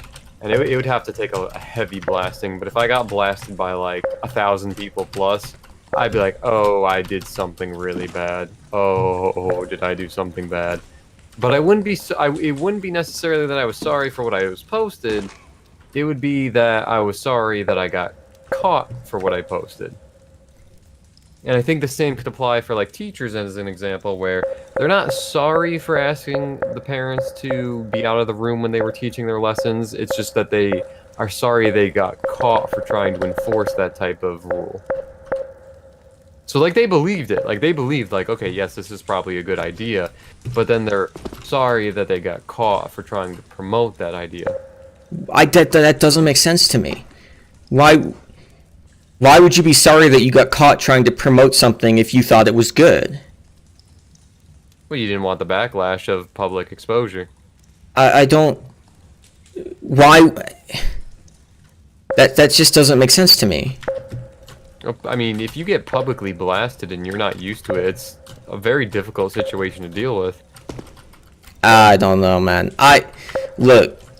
I think these people, for the most part, know what they're doing, and they're taking advantage of people who are gullible and naive. But the problem that I have is, at this point, if you're an adult and you're mentally competent in the United States, it doesn't matter how hard you've tried, you have encountered plenty of evidence, just accidentally, that, like video evidence, that clearly shows that the mainstream media is lying. Clearly, like it's obvious, right? Okay, but and so I just don't buy it. I don't buy it for a second. I'm sorry. Okay, but so you can justify, and this is why I say right side of history type thinking. You can justify the things that are going on that are negative on your side by saying, yeah, but we're on the right side of history. They're on the wrong side of history. You can mentally, like, I know you don't want to go there, but someone could end up going down that type of thinking and saying, well, we're on the right side of history, so therefore, when we're doing it, it's okay. What do you mean, like, we're on the right side of history, so, like, history will look back on us as if we were good or something? Therefore, the violence that we are doing to other people is justifiable. And I don't know. No. Dude, You're giving people a lot of credit, man. You're giving people a lot of credit for being, like, a lot smarter than they probably are. No, man. I don't buy that you can go around beating people who do nothing to you. No. You think you're on the right side of history? No. You can't think that you're on the right side of history when you're doing that. That's the whole point of the Nuremberg trials, dude. That's the whole point. Did we learn anything? Like, that's what I'm getting at, man. Like, if you genuinely believe that what you're doing, even if you are morally conflicted, is going to put you on the right side of history, like, you could be led down a dark path. I don't know, man. I know for us, like, I know what you're going for, where it's like, it's very hard to objectively look at it and say, wow, really, you think you're doing good things? I get that. I really do get that. But I'm saying, imagine your social support is a lot weaker. Imagine you're a real dummy. I don't have a lot of social support, dude. Okay, just imagine you're a lot dumber than you. Okay, actually, how do I? What's it? I like that one. That was good. No, just really imagine that your only real source of information is just whatever you're seeing online. Okay, so then how do you explain when you see videos of, I don't know, a bunch of disturbingly white Black Lives Matter activists going around burning shit down? Burning down, I mean, you saw that black woman who was a business owner, her business got burned down by white people. I just don't buy it. I don't buy it. I don't buy it at all. I don't buy it at all. These people know what they're doing, dude. I do think what I will say is I still do believe that there are paid actors, and people don't want to believe that, but I'm like, man, I'd keep my mouth shut for a lot of money. What do you mean by paid actors? They're basically paid instigators, where there are these rally people that are funded to cause, basically to get, but these are the important people, the people that rally otherwise normal people up to get involved in the fuckery. Like, I think there's I'm sure there's somewhere. I have seen the videos of like the U-Haul trucks with like a bunch of shit in it, but I don't. Dude, okay, here's the thing. Okay, you're right, Matt. 100%. That's exactly what's going on. Although the problem that I have is Black Lives Matter activists are not calling it out. They're taking part in it. When you have Black Lives Matter activists showing up with a U-Haul van and looting a store, they planned it in advance. They planned to steal from that store during the riots. Oh, 100%. Right? That part's true. That part's true, but that doesn't... Okay, well... That doesn't necessarily mean that everyone in the crowd planned that in advance. Like, that's kind of... Like, you can have the opportunist along with the person who is basically the cannon fodder. I think at this point, dude, it's kind of like I have a friend who lives in Portland, and he's like, well, you know, they're well, I mean, he doesn't seem to mind it, so it's kind of it's whatever. I mean, if you don't mind it, you don't mind it. I just don't know how you wouldn't mind your city burning to the ground. You know, but like, I don't, dude, when we're on day like 142 of straight up non-stop rioting and violence. You can't tell me that after 142 days of buildings getting burned to the ground, you're still getting up and like, all right, let's go out and make some change for the better. Like that, that's insane to me, man. That's insane. I mean, lower your standards for, like, that's, I mean, I really don't think that... You're doing what my dad does. You're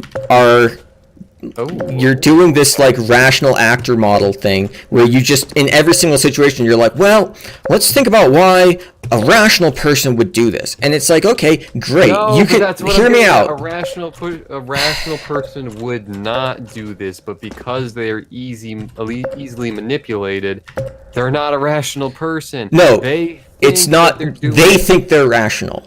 That's the point. They think they're rational. They are rational. That's the problem. I understand, but if they think that they're rational, then that's the whole point of the rational. Like they're trying to come up with like a reason where somebody would think that it was rational to do something to some extent.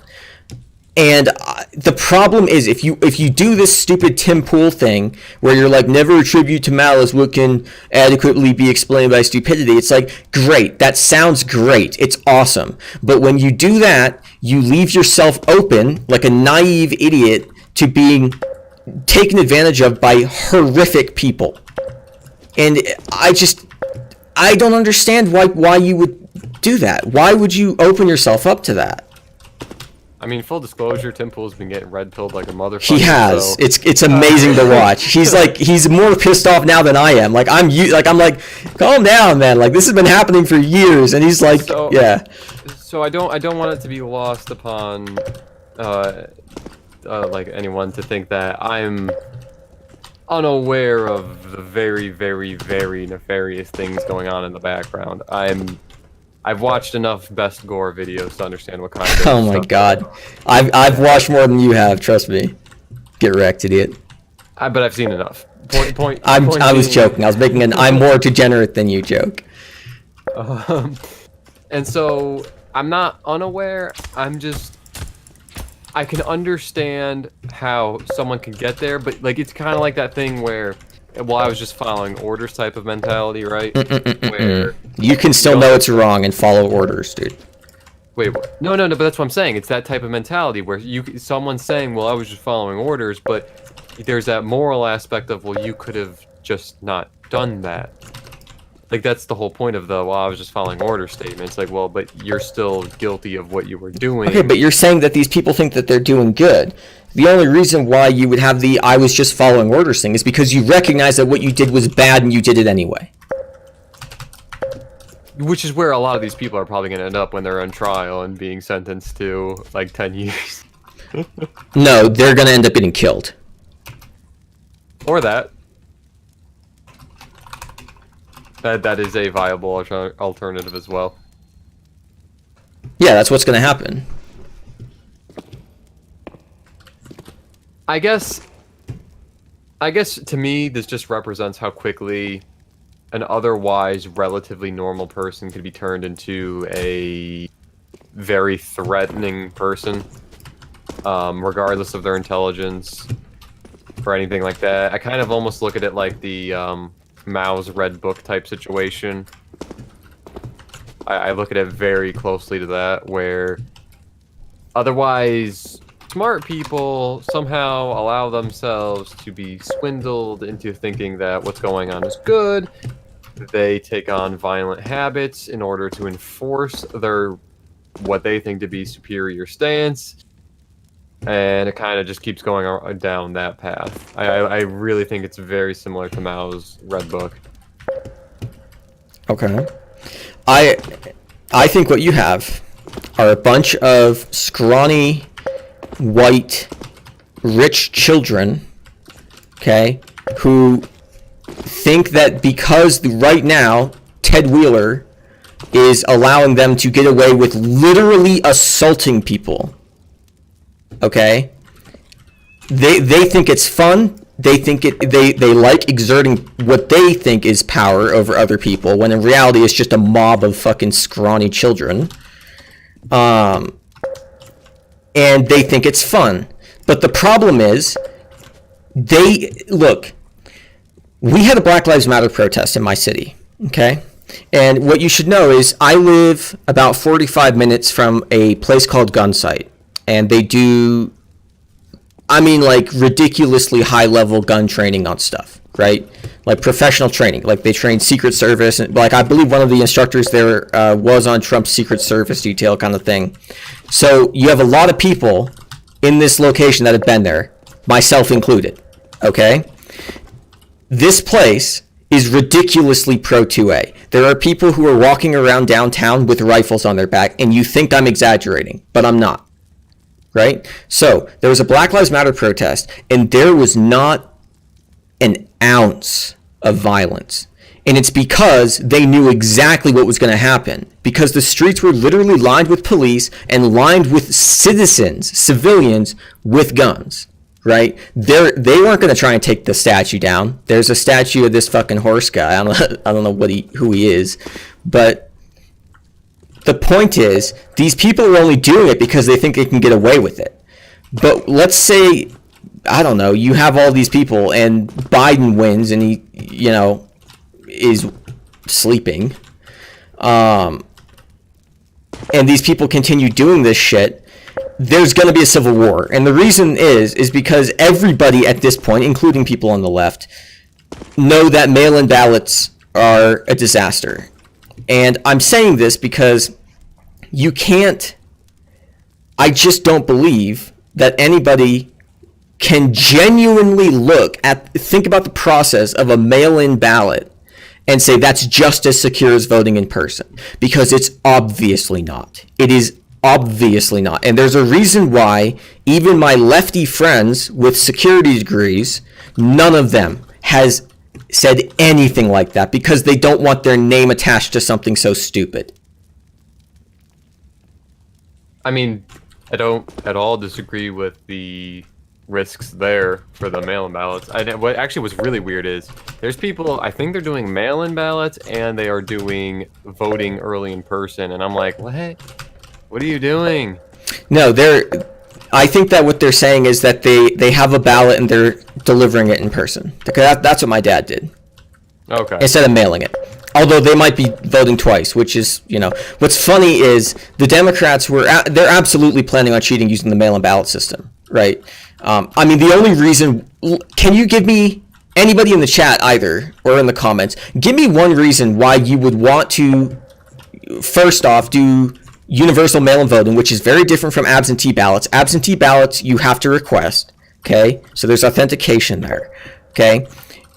Give me a reason why you would have that. You would introduce bills to remove voter ID laws. By the way, the reason why Nancy Pelosi refused the additional stimulus is because they didn't include their stupid bullshit with voter ID laws, removing the requirement for somebody to have an ID or identify themselves. Give me one reason that doesn't sound like you were on LSD when you came up with it for why you would want to decrease the security of probably the most important election in U.S. history, other than cheating. And do you have any ideas, 50? I mean, like, see, I don't know if you're like expecting me to offer a counter here. I'm not. I just was curious if you could come up with anything. Like, if you want me to come up with a theoretical one, sure, I could, but like, I'm not genuinely gonna hold that stance. Right. No. But do you think that there is any kind of idea that you can come up with that would sound logical or something to someone who's easily manipulated? I don't know. Say you're a homeless dude and you really want to vote. Somehow you decide that you're gonna make that choice, and you're one of, I think the current homeless population in the U.S. is 500,000 plus. Maybe you've lost your identification. Maybe you aren't able to get a replacement. Why would you be able to get a replacement though? That's kind of part of the. Sorry, I know I'm forcing you to make stupid arguments, and then I'm arguing with you about them, but we're assuming quite a bit here, but like what, for example? Well, I'm saying like I'm assuming quite a bit. Oh, right. Yeah, like let's just say you're a homeless person. You don't have the time to get a replacement ID in time for the election. You waited too long, but you really want to vote, and you're one of 500,000 people, and you want your voice to be heard. Maybe. I guess, right? But I don't know, man. This is again why I don't buy it. I don't buy that there's any kind of. I think that these people are evil, and I think that they know that they're evil. I mean, like, again, I'm really not challenging that point. So. Well, but you were before. Well, okay. I think there's two groups of people. There's the puppet masters, and there are the puppets. The puppet masters know what they're doing. The puppets have no idea what they're being used in. I think you're looking at it from any rational person should understand that they're being manipulated, where I'm saying there are active manipulators. Even within that, there are active manipulators. There are people who are doubling down on their choices. So there are people who are saying, who basically woke up to the fact that they're being manipulated, but basically have doubled down on the fact that it's too late to go back. And then I think there's people who are just genuinely being manipulated. Well, I will agree with the it's too late to go back thing. And it's because that's the thing with this ideology. You can't go back. Once you say, like what that professor said, like I'm dreaming of a white genocide, and the only thing, or the best part of my job is knowing that I'm teaching future dead cops, like that guy who made those tweets, like you can't walk that back. Like, of course you have to stick with the ideology now. Like, you can't undo that. Right. You can't Right. undo something like that. So, but here's the thing, right? So let's take just the mail-in ballots, right? You're just an average Democrat, okay, with average intelligence, and I don't believe that you can look at that and be like, oh, that's just as secure. And so then I with that, assuming that premise or whatever, right, or conclusion, I don't know, dude. I'm tired. If you take that, right, then I don't know what's going on. Okay.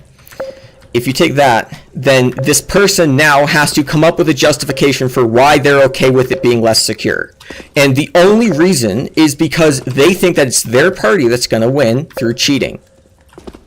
I don't think that you can have any other conclusion. I just don't. And I think they deny it, and they come up with these disgust. These people are awful. I hate these people. That's the people that. But see, that's the people that I'm agreeing with, where they know exactly what they're doing, but you have to have a gullible group of people that you can... Okay, can you explain then?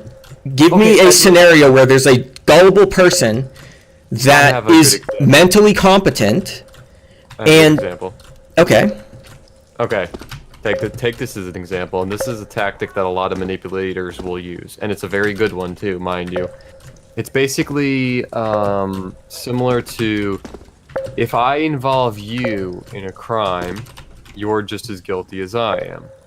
And now, I know that's a bit of an exaggeration to jump right into, but basically say, well, if we stole together, well, you were part of that. If we robbed someone together, you were a part of that. Even if I was the main one doing it, but you were just present, well, you were a part of it. If I killed someone and you were there, well, now you're a part of it, and you just increase the you basically wrong. You're all of these arguments, like they're not disproving what I'm saying.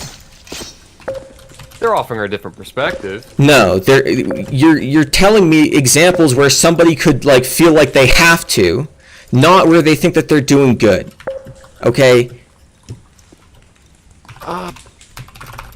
Well, no. The one example that I did bring up was think you're being part of something bigger than yourself. Some people honestly do believe that. Like that's not an exaggeration. Give me I asked you to come up with an explanation for why the Democrats would want to decrease the security of the voting process in the most important election in U.S. history, and you couldn't come up with a reason.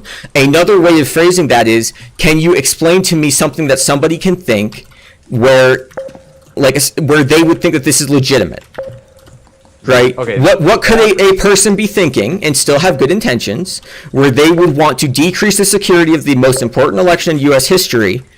Give me a reason where a good person would think that that's a reasonable thing to do. I'm gonna. That's not the example I wanted to work with, but I'll work with it. I'll work with it. Hold on, I'll work with it. So, why would someone want to do mail-in ballots when they know the security risks? Anyways, why would they want to be on that side? Why would they think it's good?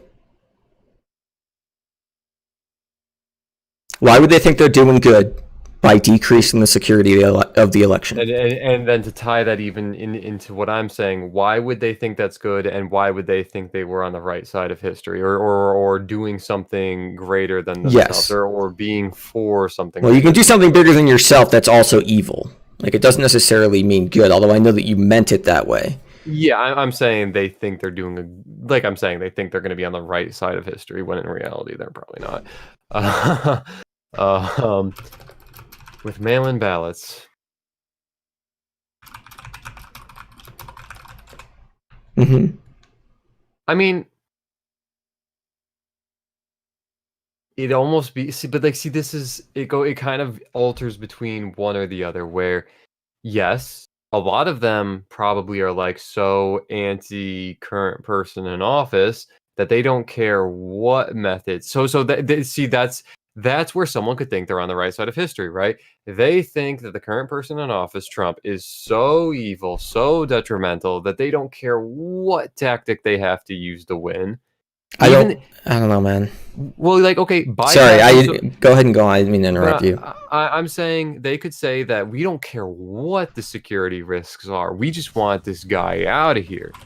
Because we think we're going to be on the right side of history if we make sure, by whatever means necessary, we get this guy out of here. So it would equate to your point where they're doing something that is, they know it's not right. It would check the box for, but they think they're on the right side of history. So they know they're doing something wrong, but they think they're on the right side of history. I don't know, man. Because they think that Trump is so detrimental that they have to get him out. There's a difference between doing good and doing what you have to do. Okay? If you're fighting in Afghanistan and there's a 10-year-old with explosives strapped to his chest and he's running at you and your friends, you shoot him.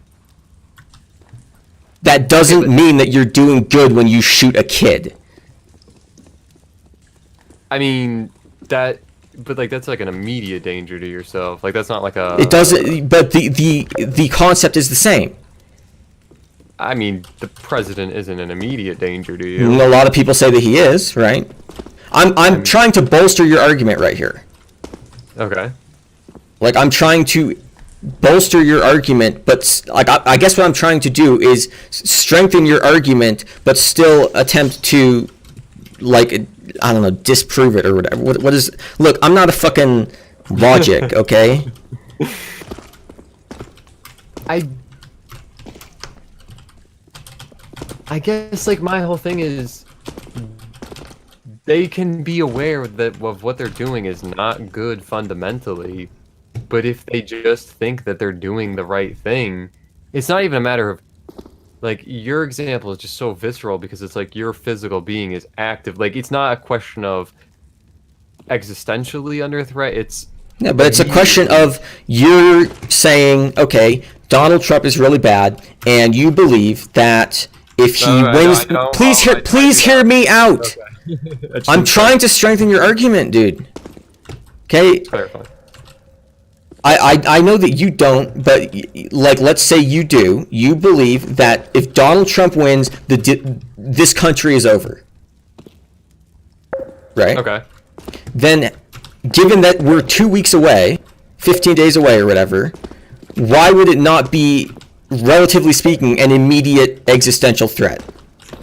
You would, if you'd believe that, you would try to do whatever you could, if that included up to encouraging mail-in ballots to make sure that that threat that you perceived would not have a chance of being a threat. Right. But the question then is, can a reasonable person believe that right now? And I think that the people who claim that are doing it because they're looking for a reason to be outraged, not because they think it's true. And you can tell because they'll say something, Donald Trump will say the exact same thing, and then it will suddenly be literally like the worst thing on earth that you can possibly say. Just magically, because Trump said it. So, in that case, you're challenging their view. So, without their view, so like if you have to actually, like if they allow themselves to be challenged, they're screwed. Like if you, I'm not sure I understand what you mean. So like the world view. So like I've had this happen before, where if they actually allow themselves to be questioned on, but why do you actually believe that? You run into an example where they either shut down or they have to come to terms with the fact that what they're doing is, like, basically we're saying where a rational person would be able to come to terms with what they were doing and acknowledge that it was not good. Whereas they could shut down, they could choose to shut down, and they could know that what they're doing is bad, but choose to shut down instead because, I don't know, any number of reasons really there. It could be just out of embarrassment, it could be out of fear, whatever. but that's how I look at it. But as soon as you're at that point where you have to then come to terms with it, which I guess this is part, like, I believe that there are plenty of situations now that anyone who's being honest would know that it's at least not entirely what they've been saying. Right? And so people have, at least to certain extents, been required to come to terms with that.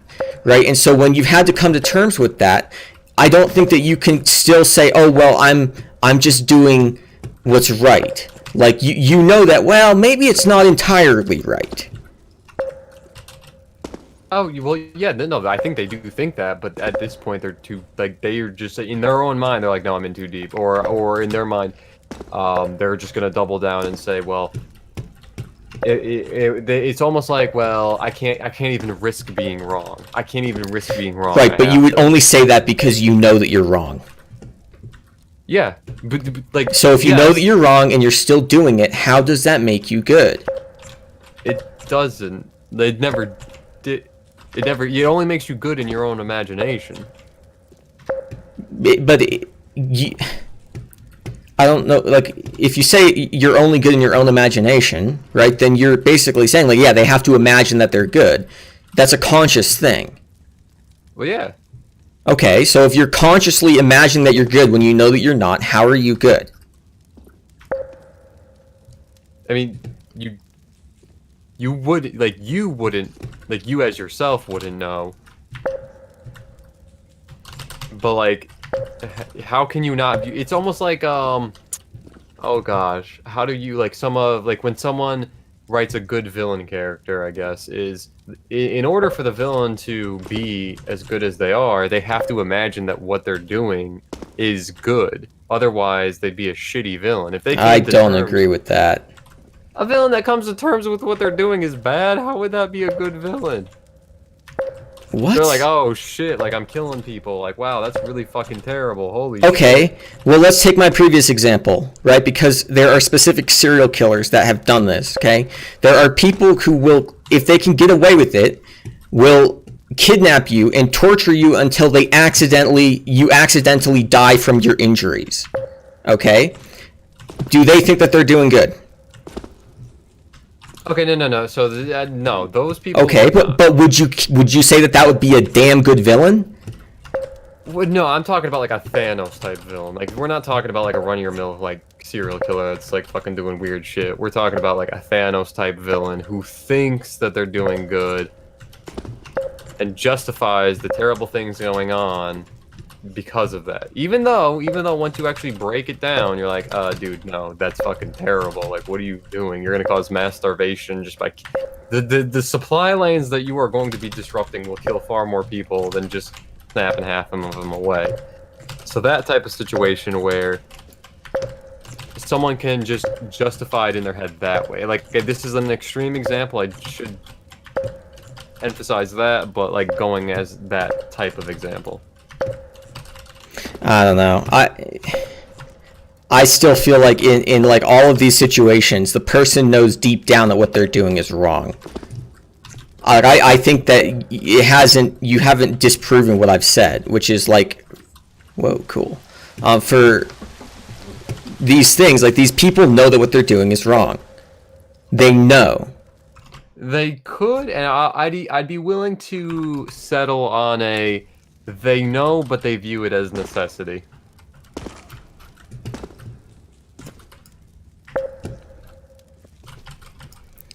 Like, okay, but then you can't think that you're doing it, like, as good.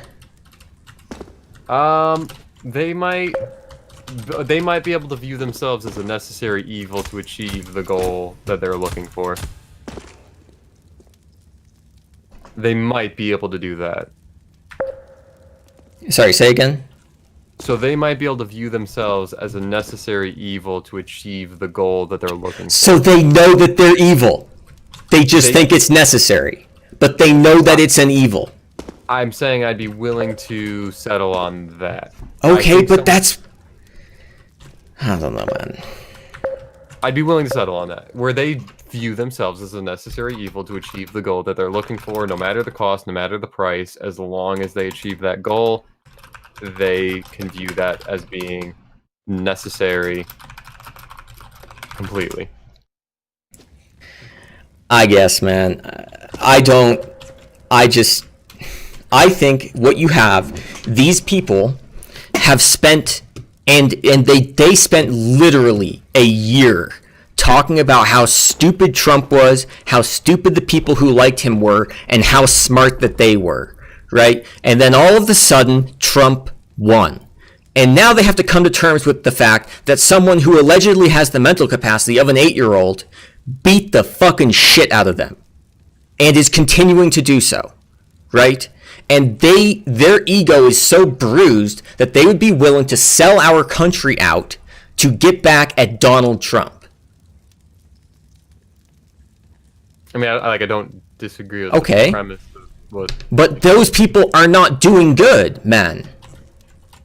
I'm not saying they are, but I'm saying in their deluded sense of themselves, they at the very best could say that they're doing a necessary evil.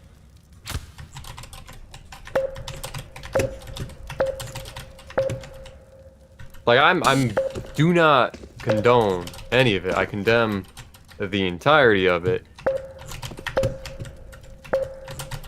Because of the fact that they've been deluded themselves, they might actually believe that they're doing what's necessary, as wrong as it may be, just because at this point it'd either be embarrassing, they'd be scared, it would be career-ending, whatever it might be. They have whatever reason they have to just double down, as opposed.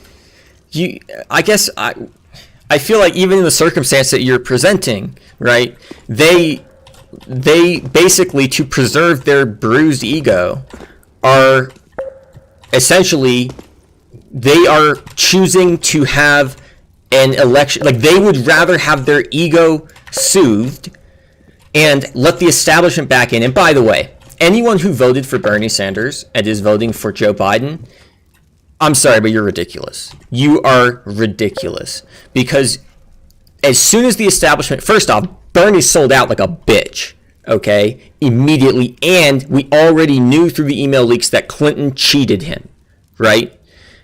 And he sold out immediately like a fucking bitch, okay? First off, I'm sorry for insulting Bernie Sanders, but he is not what he was, okay?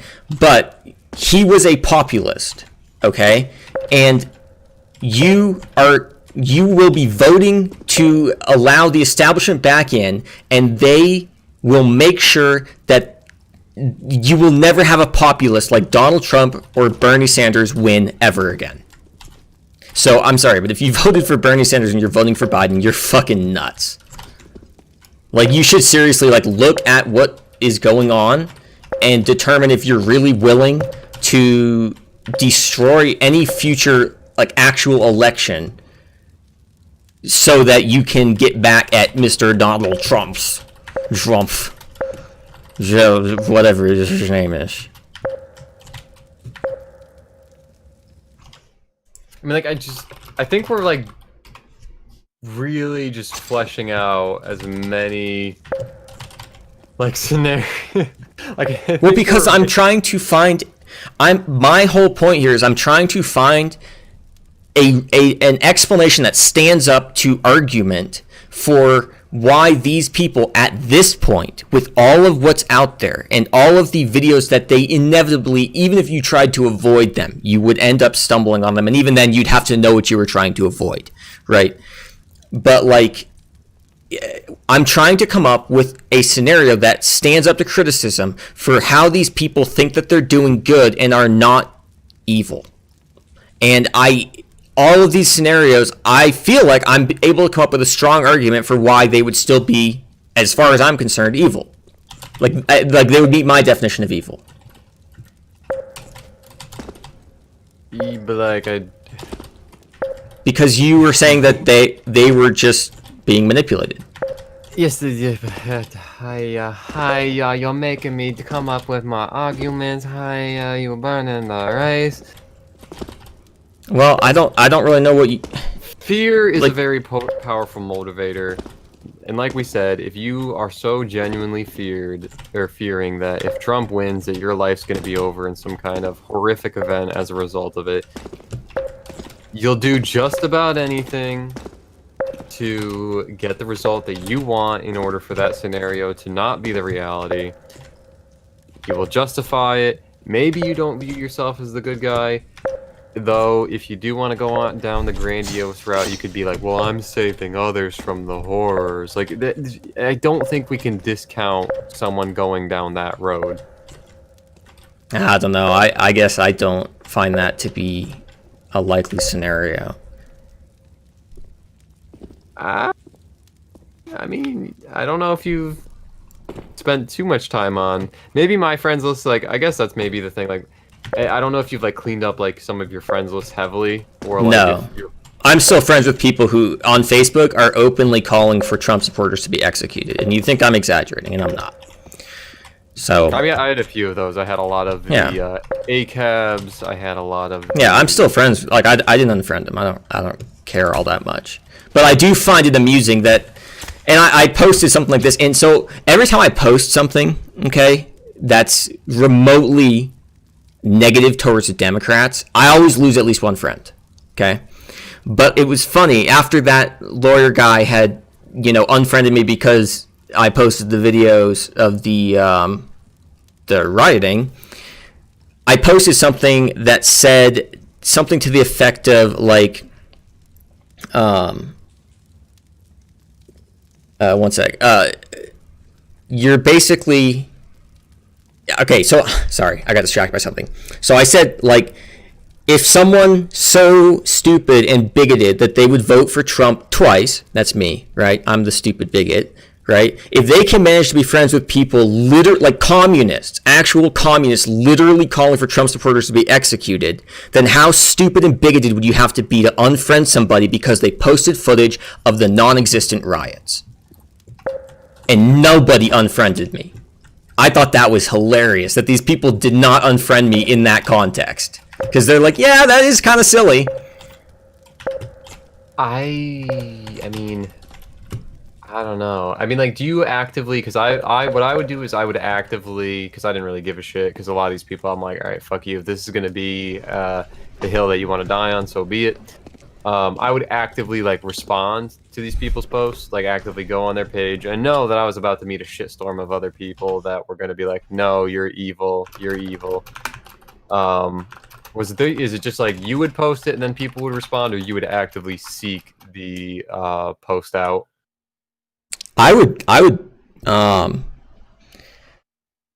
post stuff and I would just basically put what I was thinking. Although, actually, to be fair, I actually censored it quite a bit. Like, I tempered it down. Like, I guess my experience, and the reason why I asked that is, when I've gone on other people's posts and tried to come with that rational logic, I would get flame warred just because it'd be basically, it'd go from what you think is going to be like a nice casual conversation to all of a sudden it's a 5v1. It's just a 5v1 right off rip, and you're like, okay, but this isn't what I was trying to go for, and you're just busting out hands, and like you're just throwing hands right away. Okay. I don't care. Like, I just don't really care if, like, I don't know. I don't mind, like, people posting ridiculous stuff, even if they put stupid comments on my posts. Like, I don't really care. Oh, I'm not trying to get them to be silent. I'm just trying to get them to explain their thinking, and No, I know, but to me, the fact of the matter is, look, that one guy, here's the funny thing. Multiple times, like, I have deliberately overruled my intuition, which is telling me these people they're being disingenuous, and I've overruled it. And it seems like every single time it ends up that I was right. And so it makes me not really want to give anybody a chance anymore. Like, I'm just done. Like, of everybody that I talked to, he seemed like he was the most genuine and actually willing to have a real conversation. Right? There's one imposter among us. Right? Would you agree? right? So like if I don't know, sorry, I was a little bit shy, but like if the one person that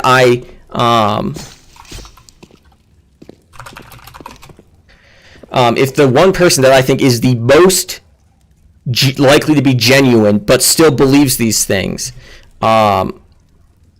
ends up being disingenuous and literally unfriending me because I posted footage of the riots, then like how can I give anybody the benefit of the doubt on this? Because I don't, frankly, I don't at this point.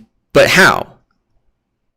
Like, how can I believe that anybody actually believes what they're saying if it turned out that he was just being disingenuous?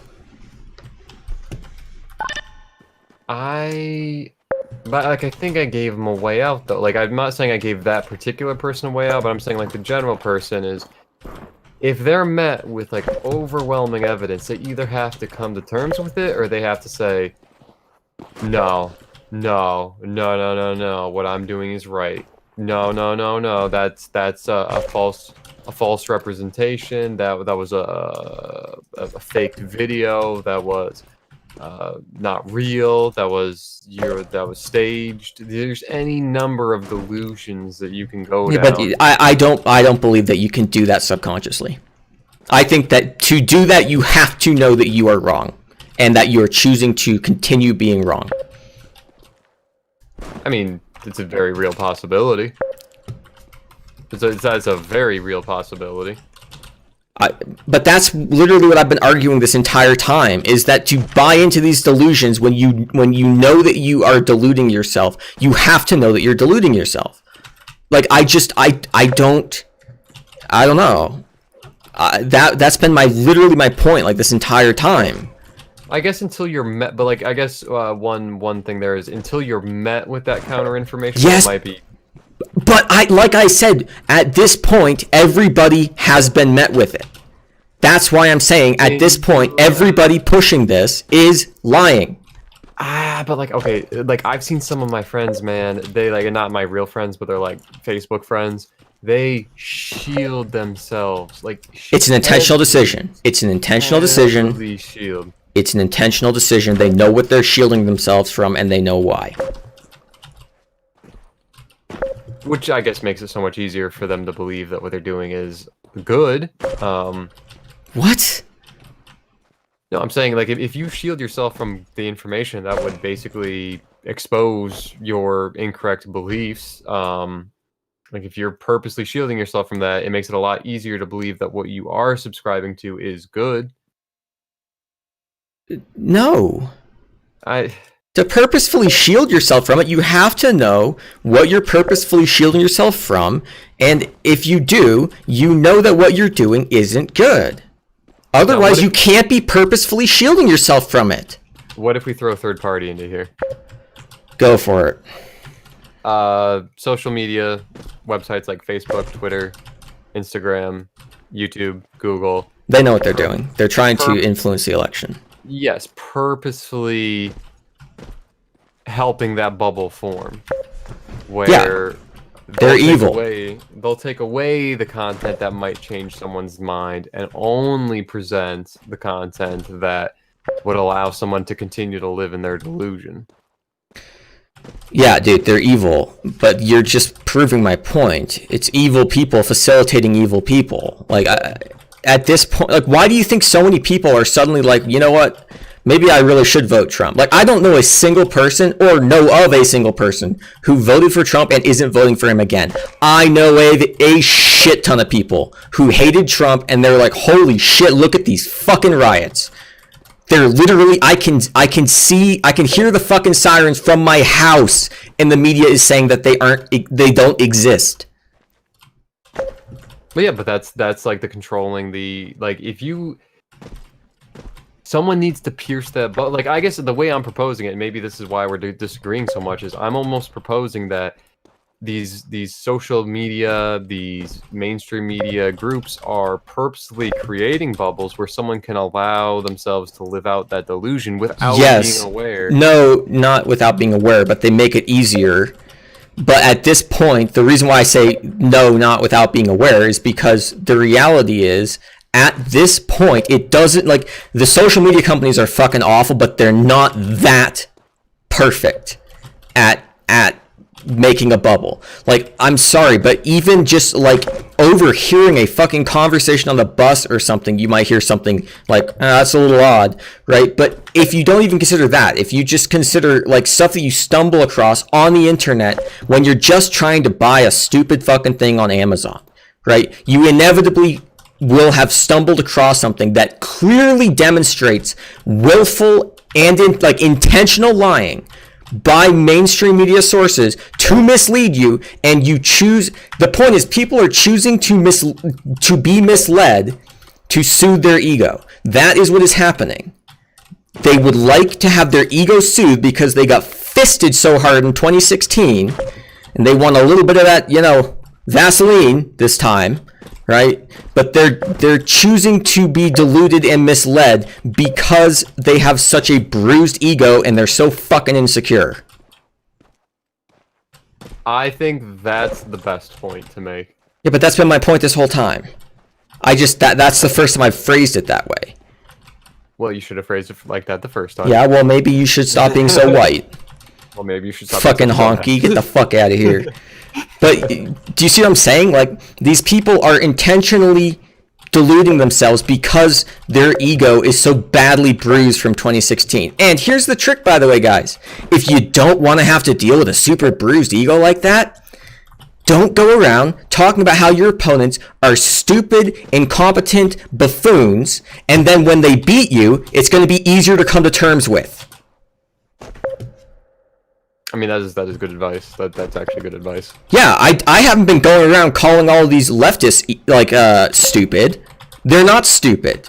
What they're doing is intentional. So if they win, it's not like, oh God, I'm such an idiot. I got beaten by a total idiot. So yeah, maybe don't go around beforehand bragging and mocking everybody who you disagree with. And by the way you come across is exactly how Kamala Harris came across. And that's why you think that she won the debate. The reason you think that she won the debate is because she's just like you. She's arrogant, she's condescending, she thinks that she's better than you. That's why you think that she won. It's because she's you. The problem is everybody sees it. Everybody who's not you sees it. That's the problem. Like when I'm at university and I hear these people talking, they're talking about these stupid blue collar workers. It's like most of my friends are blue collar. Like I have very few white collar friends, and they don't even they think I'm part of their fucking in crowd. They're like, oh yeah, he probably thinks all these blue collar people are. It's like you're talking about my friends, dumbass. Like you don't realize how you come across to people. I think that's actually a very a good point there. The fact that it's almost like they identify with it. These people, yes, they identify. They'll gravitate towards the person they identify with because if that person is willing to double down, then surely I can. Surely there's still hope for me to prove that I'm doing something good. Surely if this public figure is willing to put their face on the line and just be, not back down from the fight, then that identifies with me, therefore I'll do it too. But that is a choice. Well, I think it's a choice, but I do think these people, I don't think that Kamala Harris is unaware of how arrogant I don't think she's like, oh wow, these people are not as dumb as I think. No, she thinks that they're that dumb, and you can tell because she literally defined in debt and bounty. She literally looked at the camera and told adults in the US what in debt meant and what bounty meant. And I can't imagine a situation. I genuinely cannot imagine a situation where I would look another adult in the eye and define in debt to them or bounty to them. I don't think I'd even do that to a 10-year-old. They think they're that much better than people, and they can't. They're narcissists, right? Narcissists are actually incredibly insecure, right? Like their narcissism is their defense mechanism for their insecurity, right? But it gets to the point where it's broken. It reaches a point of like super criticality, and you can't get back from there. And now you have NPD, and you can't fix it, right? That's what it is with these people. Like they are so insecure that maybe they're not as smart as they think they are, that they would rather delude themselves and believe that they're that intelligent and just believe that it's the Russians. It's the Russians. It's the Russians. The Russians are helping Tulsi Gabbard, you fucking idiots. Do you know how delusional that sounds? Do you realize how delusional it sounds to say that Tulsi Gabbard was helped by the Russians? I mean, Tulsi kind of bad though. She a baddie. I like her. Yeah, she kind of hot. Oh. I like her. I think that she's honest. I think she actually is willing to have a conversation. I don't like her stances on like Second Amendment and stuff. I kind of wish she wasn't so like, you know, like TDS, I guess. But she's not that TDS. She just doesn't like Trump. But it's like, the reality is, these people, like, I don't know, man. I don't believe it. I don't believe that you can intentionally... yeah, I think these people are intentionally deluding themselves because they're insecure, and their ego is bruised after they got fisted without lube in 2016. And in general, in most things in life. Yes, actually, that's true. In like most things right now, they are winning the culture war online in terms of institutional like power. But as far as like overall numbers of people, they're getting smaller and smaller. And the reason is, well, your fucking stupid ideology is a cult. And so you're always fighting. It's a power struggle, right? And inevitably, when you have these power struggles, one person is in, the other person is out. Okay, so your stupid fucking cult is getting smaller and smaller by the day, right? That's your strategy for winning elections, is to get smaller and smaller by the day. Pretty fucking brilliant. Keep it up. As long as there's two people on the earth, one person's gonna wanna have the other person dead. I don't know, man. I think these people are they want to be smarter than you. And they're insecure and concerned about, well, maybe I'm not as smart as I think I am. And so to defend themselves from that, like to get like distance themselves from that idea, they surround themselves by other people who are also insecure, who will tell them, no, you're smart. All those Trump supporters are stupid. It's like, you realize Scott Adam likes Trump, right? And he's got like 170 IQ. Like, you realize like that alone disproves your stupid fucking argument that all Trump supporters are idiots. Like, it's just objectively you being an insecure idiot and trying to come up with ways to feel better about yourself, you know, worried that, well, maybe, you know, maybe I'm not as smart as I think I am. Yeah. Most college graduates. Oh yeah. No, you have to buy into it. You have to buy into the university makes me better than you stupid shit. That's my kind of my point about the you're implicated in the crime is, well, you went to college, so now you're part of the educational system. You're part of it now. You have this debt, so surely you're... Well, you have to buy into it. Yeah, I agree. The debt definitely forces you. It helps push you into that category. You have to believe that you didn't make a stupid fucking decision to get a women's studies degree. Bingo bango. You know, for $400,000. So it kind of can help push you towards oh yeah. That inflated ego. I know there. Oh yeah. I do. I think we're kind of on the same. We're kind of like a two-headed serpent right now, where we're devouring the same part of our body. Like we're not really too far off. We're just circling the drain. Yeah. Well, with you agreeing that I'm right and you're wrong. No, I'm just fucking with you. But you know, I'll meet you in the middle. I'll meet you in the middle. I won't meet you there. I won't meet you there for long because my side's the right side, so I'll meet you in the middle, but I'll go back to my side, and hopefully you'll join me. Yes, yes. But yeah, we'll see. I know we were gonna have someone on next week. I'll have to see. I don't know if I want to deal with this stupid fucking hard drive anymore. I don't want to buy an SSD at the moment, so I don't know. We'll talk about it. We'll see. We'll But stay yeah, tuned. I'm gonna take off. Hopefully you guys had fun listening to me get triggered as fuck. So It was yeah, a good conversation. It was Cool. Good. It was good. all right. Let me end the stream. See you guys later. Peace.